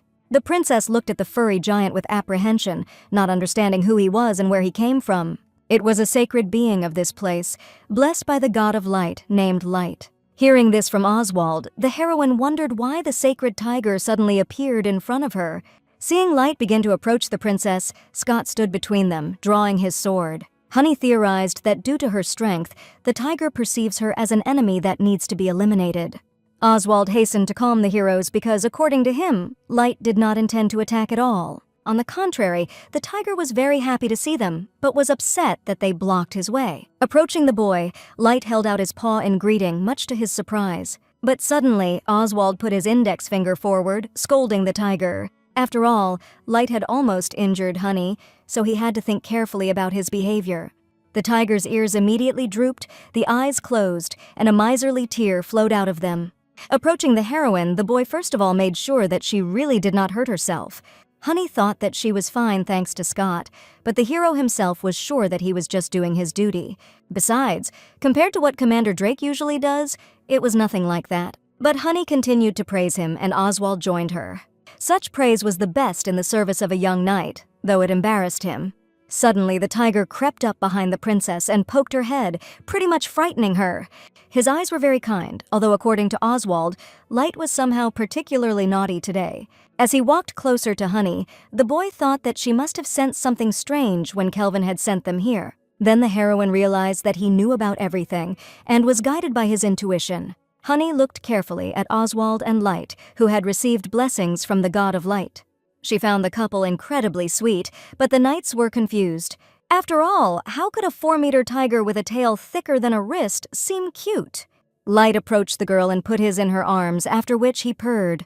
Of course, she saw wild animals on the snowy mountain, but this one made her feel warm, like the sun. The children began to scratch the satisfied predator, in whose eyes there was bliss. The obedient kitty gave them a paw, bringing the heroes to incredible delight. The cattle had heard that this creature was not so friendly, so now he was genuinely surprised. However, Honey considered him just a large and stray cat who needed affection and attention. Suddenly, Captain Drake's bewildered exclamation was heard from the sidelines. The Emperor, accompanied by the captain and the clergy, was on his way to them. Noticing the tiger, Drake demanded to know what was going on here. Slamming his forehead into his forehead, Kelvin thought that Light hadn't been here for a long time. Frederick and the others noticed that against the background of the kitty, the princess looked very tiny. Honey was outraged, not at all considering herself a crumb, after which the Emperor personally apologized. The Holy Father promised that in the future they would be careful and try to prevent such a thing. If the day came when the baby needed his help, Kelvin was ready to atone for his guilt. The heroine remembered this, deciding that it could be useful if her power was unleashed. Suddenly, the tiger came up to her and licked her palm, playfully closing his eyes. Honey took this as an apology, and the attendants, including Kelvin, were shocked. After all, they knew this beast as capricious, which did not even allow itself to be touched. When Frederick gave the command to leave, Light's eyes changed abruptly. He was in tears to say goodbye to the girl, but there was nothing he could do. Honey then tied one of her bows to his paw, hoping that the tiger would keep him until their next meeting. Along with all the attendants, Light went out to see the heroes off and waved his paw with a bow goodbye. The next morning, the princess slept peacefully in her bed and watched beautiful dreams. Suddenly, through her sleep, the girl felt her hand running over something resembling wool. Hugging something that looked like a soft, warm cloud, the heroine sniffed sweetly. Suddenly, a thought flashed through her head, from which she instantly woke up. Jumping up and brushing off the blanket, she cried out in surprise at the sight of the small tiger. But at the same moment, she recognized the guest's features as the same Light, happy to see him. The heroine was surprised that the tiger was able to reduce its size so much, becoming an ordinary ginger cat. With that, Light made a graceful movement and gracefully jumped to the floor from the bed. Touching the floor, he turned into a huge tiger again, looking at Honey with a smile. The princess realized that he had been punished yesterday for attacking her in this uniform. Honey was grateful to Light for coming, but if anyone else saw him, there would be a commotion. Just at that moment, a joyful Gerda entered the room, wanting to wake the princess. Seeing a huge tiger near her bed, she froze in place, screaming in horror. Pulling herself together, she asked Her Highness not to make a single sound. Falling to the floor, the maid crawled to the mistress's bed like a partisan, looking at the beast with apprehension. Grabbing the girl, she ran out of the room as fast as she could, heart-rending for help. Because of her screams, there was a real commotion in the palace, and everyone was confused. Later, when he was alone with Honey and Light, Frederick listened to the story of his sudden appearance. Calmly holding the kitty in her hands, the princess was sure that he had come here to meet her. Most of all, the Emperor was amazed that the tiger even brought his belongings, neatly folded in a basket. This meant that Light apparently had no plans to return. Realizing what the conversation was about, the small tiger jumped off the heroine's arms, running to the basket. Rummaging through his belongings, Light took out a large emerald and handed it to the emperor with a satisfied look. Frederick knew that it seemed that the temple had not yet noticed his absence, but Light must return. Then the emperor decided to talk to the cat alone, asking Honey to go out the door for a while. The hero waited for the girl to leave the office before starting to speak. Turning to the cat, the emperor admitted that even he could not control the fate of the divine property. And even if he could, the fact that the divine beast left the temple for the princess would not benefit anyone. In this case, Honey will receive a huge amount of attention compared to what it was before. This may help her status, but given her icy abilities, it may also do more harm than good. From Light's look, Frederick realized that the cat did not see a problem in what he had heard. However, Honey was also the next contender for the throne after Oswald and Christopher. And if her name is associated with a divine being, then aristocrats with hidden motives can use it. As an older brother, Frederick was grateful to the cat for his kindness to his sister, but he did not want to make the situation worse. Hoping for understanding, the emperor ordered Light to return to the temple right away. Realizing that there was no other way out now, the cat immediately disappeared into thin air, leaving a golden trail behind it. Looking at the remaining basket, Frederick wondered if Light had forgotten it or decided not to give up. Summoning Charles, the emperor ordered him to take the basket back to the temple and make sure that no rumors spread. 2 weeks later, Frederick was sitting in his office again, working with documents. Suddenly, a red cat appeared out of thin air and sank down on the desk and looked sternly at the sovereign. The emperor hoped that the beast would have enough conscience to immediately descend to the floor. Suddenly, the cat spat out an envelope in front of Frederick and left the desk safely.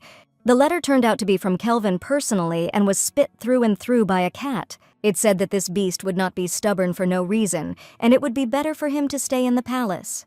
Upon hearing that the emperor had admitted defeat after reading the letter, Light pleaded with delight. But his hair stood on end at the fact that Frederick had 2 conditions. Only by observing it, the cat would be able to stay here, and otherwise he would have to return. Sitting up and pricking up his ears, Light prepared to listen attentively to His Highness.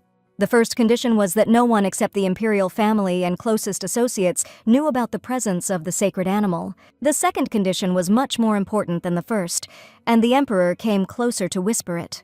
After voicing both conditions, Frederick saw the tiger's gaze become more serious. Taking a step forward, Light lifted his head and looked carefully into the emperor's eyes. Frederick took this as a sign that the negotiations were over. Looking at the cat calmly licking its paw, something seemed strange to the emperor. Suddenly, Honey walked into his office and she was incredibly happy to see Light. Frederick did not understand what exactly interested the divine animal in this girl. The heroine was completely delighted to learn that the tiger would remain in the palace. He was very persistent, but if anything, Frederick can just pretend that nothing happened and send the cat back. Honey never dreamed that Light would like it so much and that they would be able to spend so much time together. The emperor was involuntarily touched, seeing how the friends had agreed to always get along. Now he thought that it was not strange that such a beautiful child would be liked by a divine being. In addition, now the princess has a very reliable guard. A month later, when the news first broke that there was ice at the top of Herne, the reaction was mostly negative. This was due to the fact that the ice business was notorious for the rapid bankruptcy of entrepreneurs. However, Christopher was able to become #1 in the market in just 1 month, thanks to stability and low prices. It was also possible to equalize the price of ice, regardless of the season, and get rid of black merchants thanks to the Duke's connections. And now, sitting in the gazebo with his brother, he felt neither alive nor dead. Frederick understood that in such a state it must have been difficult to do business. Not far from them, on the lawn, Melissa and the children were sitting, laughing and talking animatedly. Christopher had already heard rumors about the divine beast and wanted to take a look at it, but it must have been dozing somewhere now. Initially, the emperor was worried about him, but now he realized that his fears were unfounded. They got along so well with Honey that the cat was ready to bring her a whole basket of jewelry. The Duke was perplexed, not understanding where the beast got it unless it had robbed the Holy Father. But as it turned out, all these riches really belonged to him. This was strange, because usually the divine beings in the temple are not interested in human jewelry. However, this cat was different, and was ready to do anything to deserve the love of the heroine. Not so long ago, the children gave the tiger a new nickname, because the name Light symbolized his relationship to the god of light. When Christopher learned that they had named him Ottoman, he choked on his tea, almost choking. Although the tiger was still a child, by the standards of divine beasts, but being the size of a house, the name Ottoman was not very suitable for him. In the meantime, Melissa and the children continued to laugh merrily, talking about various topics. Honey was wondering, does the mistress want a boy or a girl? Thinking about it, the Empress decided that she would have thought about her daughter earlier, since she already had a son, but now it didn't matter to her who it was, because Honey was like her own daughter to Melissa. From such cuteness, steam poured out of the heroine's ears and she blushed all over, which made the Empress laugh. Oswald sat with a look of genuine joy on his face, laughing merrily with the others. The Duke looked at the boy attentively, replaying various thoughts in his head and deciding to talk to him. Frederick was surprised by his decision to take Oswald away, as he was going to make more ice with Honey's help. However, Christopher insisted on taking the Crown Prince today. Later, the Duke helped him pack his things while talking. The boy was surprised by his uncle's help, knowing how tired he was. Suddenly, the Duke wondered if the prince felt unhappy about having to share everything with Honey. After all, before that, absolutely everything in the family belonged only to him from birth. Thinking about it, the boy remembered that he had already heard this question when Honey had just moved into the palace. Then one maid decided to ask Oswald, what if the princess made him less loved in the family? However, he was sure that just because Dad and Mom loved a girl didn't mean they would love him less. The Crown Prince never thought he was sharing anything with her, but on the contrary, they received enough love together. And this applied not only to him and Honey, but also to the unborn baby. Oswald believed that his uncle had nothing to worry about, and at this time, Christopher was in a state of shock. Laughing, he realized that today he got to know his nephew better. Grabbing him and squeezing him, he confused Oswald. And when he called the boy his baby, Oswald was completely taken aback because his parents were Frederick and Melissa. Standing outside the door, Honey heard that Christopher considered his brother's child to be his own as well. The heroine decided to come early and bring an ice bag, but now everything has turned abruptly. The Crown Prince had no idea how much strength his sincere love gave the girl, and although she was still scared and unsure, thanks to how bright the boy was, the heroine could walk forward even from the shadows. Honey wanted the soon-to-be-born baby to receive so much love, too. The next day, sitting at the table, Melissa looked up from the magazine to say something to the princess. But to her surprise, the baby slept without hind legs, leaning back in a chair. Hearing the Empress's voice, the girl immediately jumped up, pretending as if she had not slept at all. Melissa suggested canceling classes so she could rest, but Honey was eager to learn. Apologizing for the excitement, the heroine hurried to her lesson.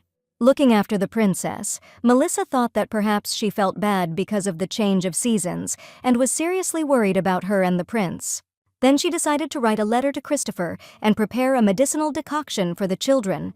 It seemed that the summer flew by especially quickly this year, perhaps due to the large number of events. The Empress believed that this year would indeed be etched in their memory forever. Meanwhile, someone in a dark robe stood in front of the entrance to the palace, watching what was happening. In a dimly lit room, Melissa's body lay on the floor, struggling to continue breathing. Agnes, who arrived in time, was able to neutralize the poison and save the Empress, but the child in the womb was dead.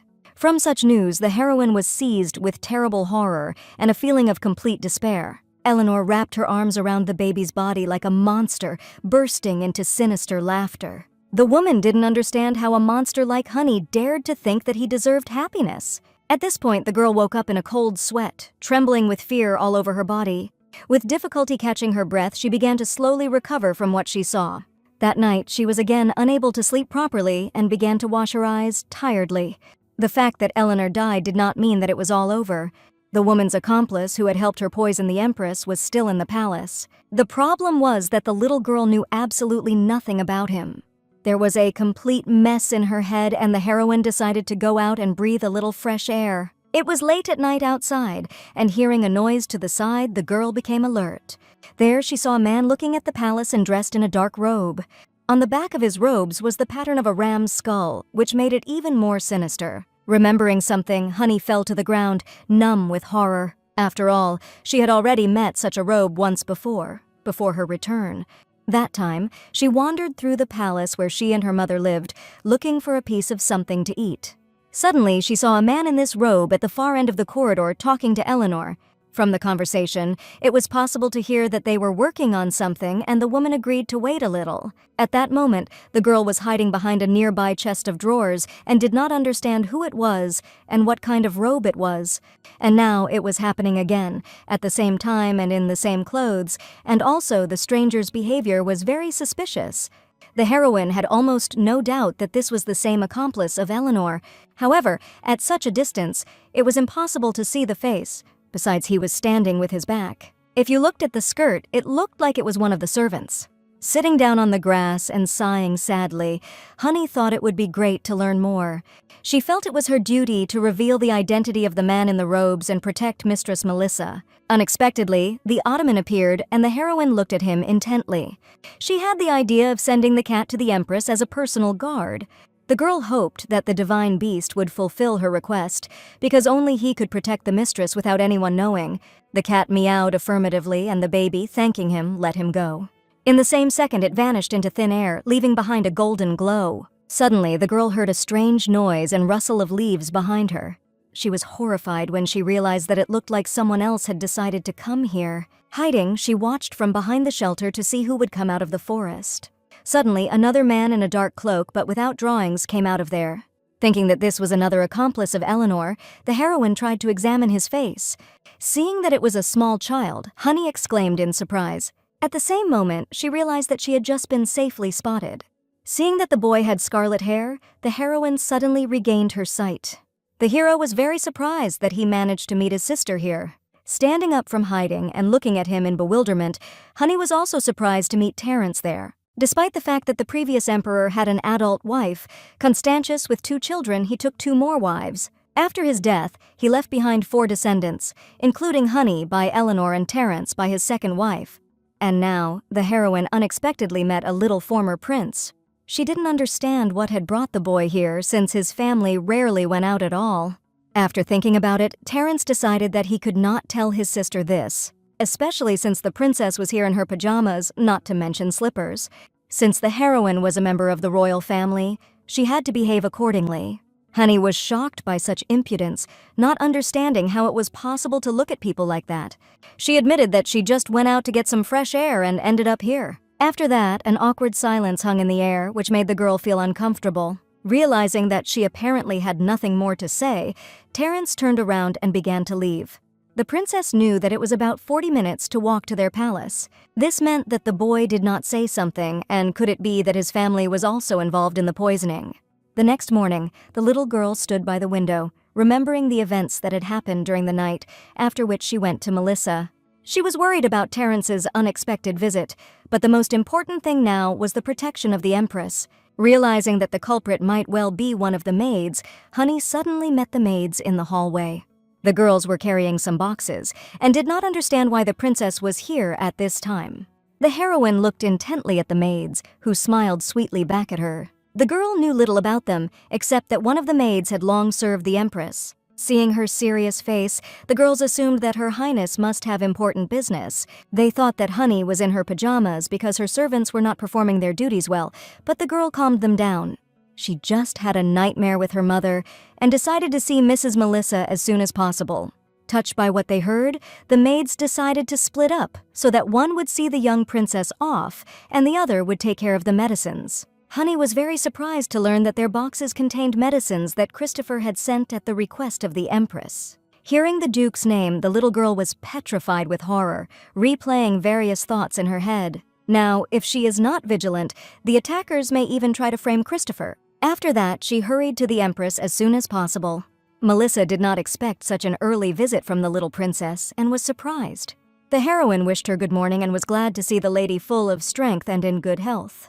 The Empress wondered what was the reason for such an early visit. Making a sad look, the girl admitted that she had a terrible dream, so she decided to stay with Melissa, so she jumped up from her seat and rushed to the baby. Squeezing the girl tightly in her arms, the Empress tried to drive all the terrible thoughts from sleep from her mind. After all, as she thought, it was just a dream that would never become a reality. At that moment, Honey remembered how Melissa's body was lying on the floor, almost lifeless. However, she believed that, as the lady had said, this dream was not destined to become a reality. The Empress ordered the servants to inform the princess's palace of her whereabouts, bring her clothes, and prepare breakfast. And she also wanted the maids to prepare a medicinal decoction so that she could drink it after eating. As it turned out, this decoction was intended for the baby as a health prophylaxis. The heroine was shocked by the information received, thinking that if there were medicines for her, then what about the poison? Upon learning that some of the medicines were also for Oswald, Honey feared that he had fallen ill. But in fact, Melissa thought that he would also benefit from an additional bonus to immunity. After all, the boy had a special strength which caused the baby to be stupefied. When he was born, he was very weak, but then he began to recover and now there were no problems. But Melissa was still worried, as a parent should, and showed the same care for Honey. Therefore, she hoped that even if the decoction turned out to be bitter, the girl would endure a little. After that, the princess stayed with Melissa to wait for the servants who were supposed to bring her a change of clothes. She was glad that she would be able to be with the Empress all day today. Now there was no way to search the kitchen, so all that remained was to be closer and not to lose vigilance. Soon the two maids came together, which surprised the lady a little. One of them, who had worked for the Empress the longest, had already told about the entire cuisine and breakfast was almost ready. Melissa was grateful and glad that they were doing well. However, the girls were worried about one thing. They thought for a long time whether to tell the Empress about it, and finally decided to confess. It seems that the third maid had some trouble, which caused her to constantly walk around with a drooping face. The other servants were unable to learn anything from her, and so Melissa decided to take care of her personally. The girls also remembered that this maid went out somewhere at night. This was evidenced by the fact that her outerwear was not in place at that moment. The little girl was horrified, thinking that the man in the robes must have been her. Suddenly, there was a knock on the door and it turned out to be the same maid in question. At last, they were all assembled, and the two ladies proceeded to the dining room, seated at table. First of all, several waiters brought them pickled mushrooms as a light snack.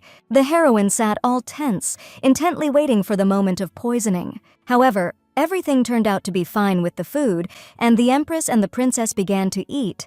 At the same time, looking at the drooping maid who had been talked about earlier, it immediately became clear that something was wrong with her. However, could a man who had decided to commit murder really be so excited? Suddenly, the heroine caught the fierce gaze of the maid who had worked for Melissa the longest. Now, at one glance, the girl's hand began to tremble violently, not allowing her to use the devices. The Empress, in turn, was having breakfast peacefully, with an absolutely unsuspecting look. Suddenly, the Empress took a glass of water, which made Hani tense even more. At that moment, the girl remembered that the poison was in a cup with a hot drink. Something had to be done urgently, but unfortunately, the heroine did not have the opportunity to report everything to His Majesty. At that moment, one of the maids brought a tray on which there were 2 cups of decoction.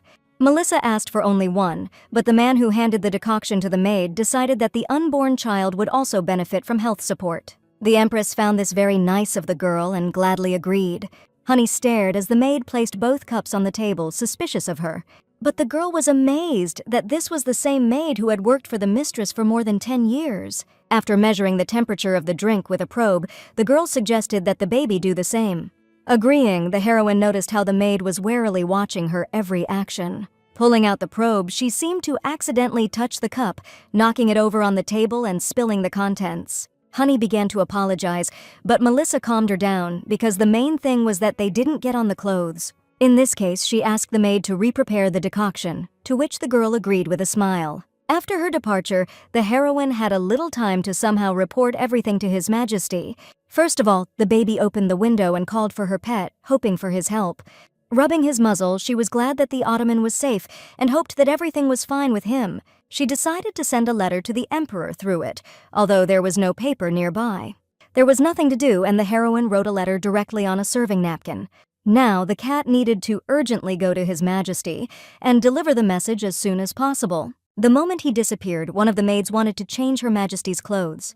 It was a girl named Fedora, who was said to have been walking with a drooping face lately. After dressing Mrs. Honey in a dress, she asked her to stay for a while to say something. However, at the same time, she began to sign up, as if she could not squeeze the necessary words out of herself. Holding her hand, Fedora stared at the floor with a face full of despair. Then the girl decided to directly clarify whether the girl knew that there was something in the broth. After that, the maid's face took on an expression of horror, and her entire body was covered with cold sweat. As it turned out, it was not her doing, because she would never have done that. Fedora admitted that there was poison in the cup with the decoction, which caused the heroine to be stupefied. The girl was very sorry, and it was clear from her that the maid was forced to participate. Now was not the time, but later, the heroine hoped to hear from her the details of what was happening. Honey was also sincerely grateful to the girl for her courage and recognition. Thanks to her, the princess was now convinced for sure and hurried back to the empress. When she came back, the girl did not know. Is it better to tell everything now and ask for help? At this moment, Melissa sat opposite the heroine and calmly read the magazine. Honey decided not to speak head-on, not wanting to present it like that. In the end, the truth would be revealed, and the little girl hoped that it would not be a big blow to the mistress. Seeing how the maid with a tray came to them again, the heroine decided to choose the right moment. After checking the temperature, the maid offered drinks, but Honey suddenly refused. She asked to cool the decoction a little more, which the empress found amusing. Then Melissa decided to taste it first, but suddenly the princess screamed, jumping up from her seat.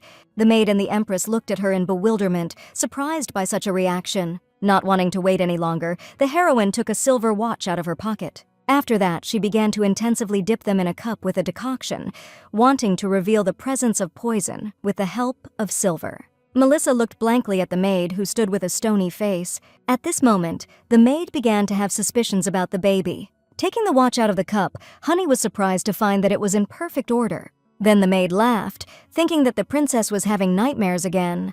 But suddenly, the girl asked the maid to give her a handkerchief. The girl did not understand why this was happening, but the heroine suddenly began to insist. Honey knew that it was pointless to check for poison in this way. After all, the maid must have done something to the place where the cup touches her lips. Having wiped first the cup and then the watch with a handkerchief, they suddenly began to actively turn black right before our eyes. Now it was an indisputable fact that there was poison on the cup, and the little girl turned her gaze to the empress. Melissa's face darkened with horror, and she couldn't take her eyes off the watch. At the same moment, the maid abruptly grabbed Honey's arm, pulling with all her strength. After that, she knocked the baby to the floor, causing the empress to jump from her seat.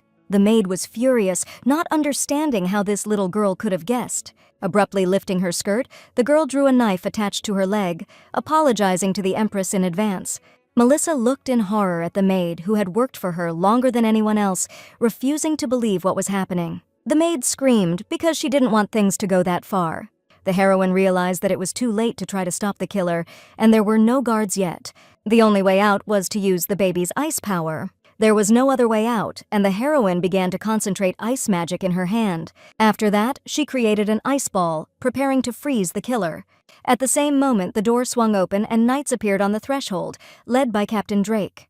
The maid was ordered to immediately drop the weapon and raise her hands above her head. Realizing that the maid was still a danger, the girl ran up abruptly and pushed her. From surprise, the girl instantly collapsed to the floor and the knife fell out of her hand. She looked furiously at the heroine, infuriated by this little thing. However, at the same moment, several knights' blades rushed straight at the assassin, preventing her from moving. The empress looked at her most faithful servant in confusion. Honey and Melissa watched as the knights led the culprit, who began to scream hysterically and break free. At the same moment, the emperor entered, looking at the empress and princess in a frightened way. First of all, he wanted to make sure that the girls were not injured. Realizing that they were safe and sound, Frederick hugged his wife and sister tightly. Now, the empress couldn't stay in this palace and go to the healer as soon as possible. Honey looked at them awkwardly, wanting to tell the emperor something. But suddenly, Melissa interrupted her in mid-sentence, enclosing her in a strong, gentle embrace. The empress also had many questions, but she understood that the little girl only wanted to protect her. Therefore, although Hani's actions were reckless, the empress was grateful to her for her courage and her salvation. The heroine was also glad that she had managed to neutralize the killer, but now she felt an incredible tension from the emperor. Suddenly, Frederick decided that it was the princess's turn now, causing her to shiver. He did not understand how she knew who was to blame and that it was poison, and why she decided to act alone. Then the heroine clarified whether the emperor knew that she had been falling asleep everywhere she could lately. Frederick nodded, thinking that it was because of the high temperature, but it turned out that it was only a pretext. After all, the girl could have told her that every night she had nightmares in which Melissa fainted from poison. For the same reason, she went for a walk at night to calm the alarm. In addition, she thought that her feelings were just a coincidence, and the girl wrote about everything else in the letter. Hani did not deny her guilt, but wanted to come to the emperor as soon as she found a clue about the culprit. At first, she thought it was a simple nightmare, then she began to suspect the maids, and then she began to notice many strange things. It was not possible to act quickly because that maid was always there, so the girl decided to send a letter, but the maid still managed to prepare a decoction, so the heroine decided to stop her. Hani began to shake in sobs at the realization of the danger she had put the empress in. But Frederick didn't want her to blame herself, and Melissa was grateful to her too. A great disaster could really happen, so the emperor expressed his personal gratitude to the heroine. To his surprise, the girl decided that she would not want to hear such words again. After all, she was just protecting her beloved family and did it not to hear words of gratitude. Impressed by these words, Frederick apologized and promised not to say that again. Realizing that it was already difficult for the baby to do everything alone, he decided to send her to rest. In the meantime, the knights came with a report that evidence had been found in the kitchen. The emperor decided that this was not for the child's ears, so he asked Drake to take the girl to his place. Later, Agnes arrived in the kitchen, and after analyzing the poison, found out that its symptoms appeared only after the incubation period. It has no color, odor, or distinct symptoms, which are unlike other poisons. If the empress had swallowed the poison, neither she nor anyone else would have even known about the poisoning. There would be no evidence left, so even Agnes would not be able to recognize the poison and would not be able to do anything. After that, for a few seconds, an oppressive silence hung in the air. Frederick understood that if this poison was so secretive, then it could already be anywhere in the palace. Therefore, it was necessary to close the palace as soon as possible and evacuate the imperial family. However, Agnes and Drake also understood that a simple maid could not get such a poison alone. And what if the culprit was now targeting not only Melissa, but the entire imperial family? Meanwhile, Viola met the mistress in the palace, having already heard about what had happened. Now she wanted the heroine to change her clothes as soon as possible and have a good rest from everything. At that moment, the servants reported that Fedora had arrived at the princess. The maid looked at Viola uncertainly, wanting to tell Honey something. After that, she suddenly fell to her knees and bowed to the floor, confusing the girls. The maid never thought that this woman would threaten Mistress Melissa. She also understood that it was a mortal sin that could not be forgiven. However, the younger Fedoras were not to blame, and she began to beg to protect them. The princess had no intention of interrogating her and only wanted to hear everything she knew. As it turned out, Fedora was just an observer, and in case of failure, she had to commit the murder herself. She did not want it at all, but her father simply left the girl no other choice. The maid who tried to poison the mistress did not know about Fyodor and even about who was behind it. Honey suggested that it could be Terrence's family, which made the maid freeze in horror. However, she did not want to say anything, realizing that the baby might not be able to stand it. At this moment, Honey remembered that she was still a young and helpless princess. Whatever happened, the little girl promised to protect Fedora's siblings, in return asking her to report everything to the emperor. The girl was very grateful to the princess for her trust and for listening. The next day, Frederick ordered the closure of the palace and the evacuation of the entire royal family. Melissa, Oswald, and Constance immediately went to the family's remote mansion. After that, an investigation among the employees immediately began in the palace. Since Hani was one of the main witnesses, the emperor decided to delay her for a short conversation. Still, he wanted to understand how exactly the baby figured out the culprit. The thing was that the maid was checking the princess's hands to make sure she was right-handed. As soon as we entered the room, she prepared a decoction in a cup with a handle, and then Honey understood everything. The killer decided to take advantage of the fact that the empress was holding the cup with her left hand instead of the right. There was no poison in the decoction itself, but the maid watched which part of her mouth Melissa put the cup to. There was the same mug on the table, and Honey pointed her finger at the place where the poison was. The heroine did not check this, but she was sure that the same thing could happen to other cups. This was all the princess knew, and the emperor asked Captain Drake to verify the information. Soon, all the words of the heroine were fully confirmed, leading Frederick to amazement. He knew that Honey was smart, but he didn't even know how smart. Thinking that she was all in him, the emperor patted the girl on the head. Seeing Drake's laughter at this, Frederick did not understand why the captain had such an impudent look. In addition, it was horrifying that the poison was found in a box that Christopher had sent. It seems that the criminal not only wanted to frame the Duke, but to use the baby to divert suspicion from himself. Assuming that Melissa had taken the poison and Honey knew nothing, there were a lot of suspects. That maid would have been the first suspect, but she would have been immediately acquitted, according to the princess. She would have claimed that she had not poured the poison, and Honey would have confirmed it, so she gave the girl a taste first. Suddenly, the little girl decided to tell Frederick another important point. The Emperor was shocked, not understanding how the little sister had so much information. The heroine told the Emperor in detail about everything that was related to Fedora. Frederick appreciated everything she had said, but he was very concerned that the little girl was so deeply involved. If all this was true, then whoever is behind it controls the people in these vicinity. First of all, it was necessary to find an approach to Fedora and find out everything from her. It was clear that everything was serious, but now the Emperor decided to be extremely careful. After all, he still has not recovered from yesterday when the criminal told about the customer. To Honey's surprise, the customer turned out to be her mother, Eleanor, which made the baby freeze in place. However, since Eleanor was dead, she could hardly have had a direct impact, but she may have been involved in some way anyway. The heroine understood that unlike the poison that her mother had got, this one was different, which meant that someone else had gotten it.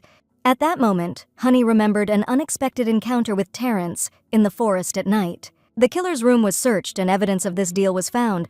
Now it remains only to find out the connection with Eleanor. You need to be very careful until the culprit is found, and in the meantime, the Emperor decided to punish the woman's family. The little girl was afraid that suddenly Eleanor acted without the help of her family, but Frederick was sure that they were also involved. Her family were bankrupt aristocrats who lived off their modest fortunes. After Eleanor's death, their connection with the Emperor was cut off, and they began to engage in illegal activities. All this time, the Emperor turned a blind eye to this, but it was time to restore justice. Frederick knew that such news could affect Honey as well, so he wanted her to go to the estate the next day. The next day, the Emperor sentenced the murderer to death and stripped Eleanor's family of their status and confiscated their property. A day later, when the news of what had happened came out, the entire empire was on its ears. Frederick looked at the hot headlines with horror, confused. As he thought, the public opinion of Honey was not the best, so he had to send her to the manor immediately. Collecting her things, Viola did not understand why the princess, who saved the life of the Empress, had to flee. But Honey herself did not mind because her family was in the estate. In addition, the area where the estate is located was famous for its stunning scenery. Looking at the maid, the heroine had no idea what a shock Melissa had experienced from the betrayal of the nearest servant. When the carriage was ready, things were packed and the girls began to enter. Drake suddenly knocked on their door. The captain's face was darkened by horror, which caused both heroines to be stunned. First of all, he made sure that the little girl felt well, especially last night. Drake breathed a sigh of relief when he learned that after yesterday's meeting, Honey had safely returned to her room. To the horror of the princess, it turned out that last night, Fedora suddenly disappeared. She had been arrested as a suspect and was awaiting interrogation, but when she came to her in the morning, there was not even a trace of the servant. Now the search for the missing woman was in full swing, and since the last person she saw before being detained was Honey, Drake decided to come here. The Emperor even summoned Fedora's father because of this, suspecting that her family may have been involved in the escape. The little girl was sure that the maid had disappeared against her will, to which Drake sighed heavily. He also thought that the real customer had eliminated Fedora in order to hide the truth. After the conversation, the captain hurried to send the heroine to the estate, accompanied by the knights. The girl thought that this was exactly what Fedora was afraid of, or did she really just run away? When Honey arrived at the manor, he wondered what everyone was doing at such a late hour. Near the map, they were met by Charles, whom the heroine had not seen for a very long time and wanted to know where the others were. The head butler apologized for what he was going to say, and as it turned out, Mrs. Melissa had a miscarriage. Honey froze in place, her eyes rounded, and Viola covered her face with her hands in horror. It all happened very suddenly and very soon. His Highness was supposed to arrive here. Snatching her hand from Viola's palm, the girl rushed to the manor as fast as she could. But suddenly, the strength left the girl and she sat down on the road, being in deep despair. Charles personally accompanied the heroines into the house in an atmosphere of mourning silence. As they entered the room, they saw Agnes, Constance, Oswald, and Christopher standing by Melissa's bedside. The Empress lay with her eyes closed, and her eternally bright face was dull as ever. The Emperor's mother pushed Hani and Oswald closer to her, embracing them with her arms. The healer did everything she could, relieving the pain in the abdomen and eliminating the bleeding. Constance did not understand, because until recently Agnes had assured that everything was fine with Melissa and her grandson. However, a miscarriage could happen due to the emotions experienced, although there were cases when it occurred for no reason at all. The only thing the healer was sure of was that the poison had nothing to do with it.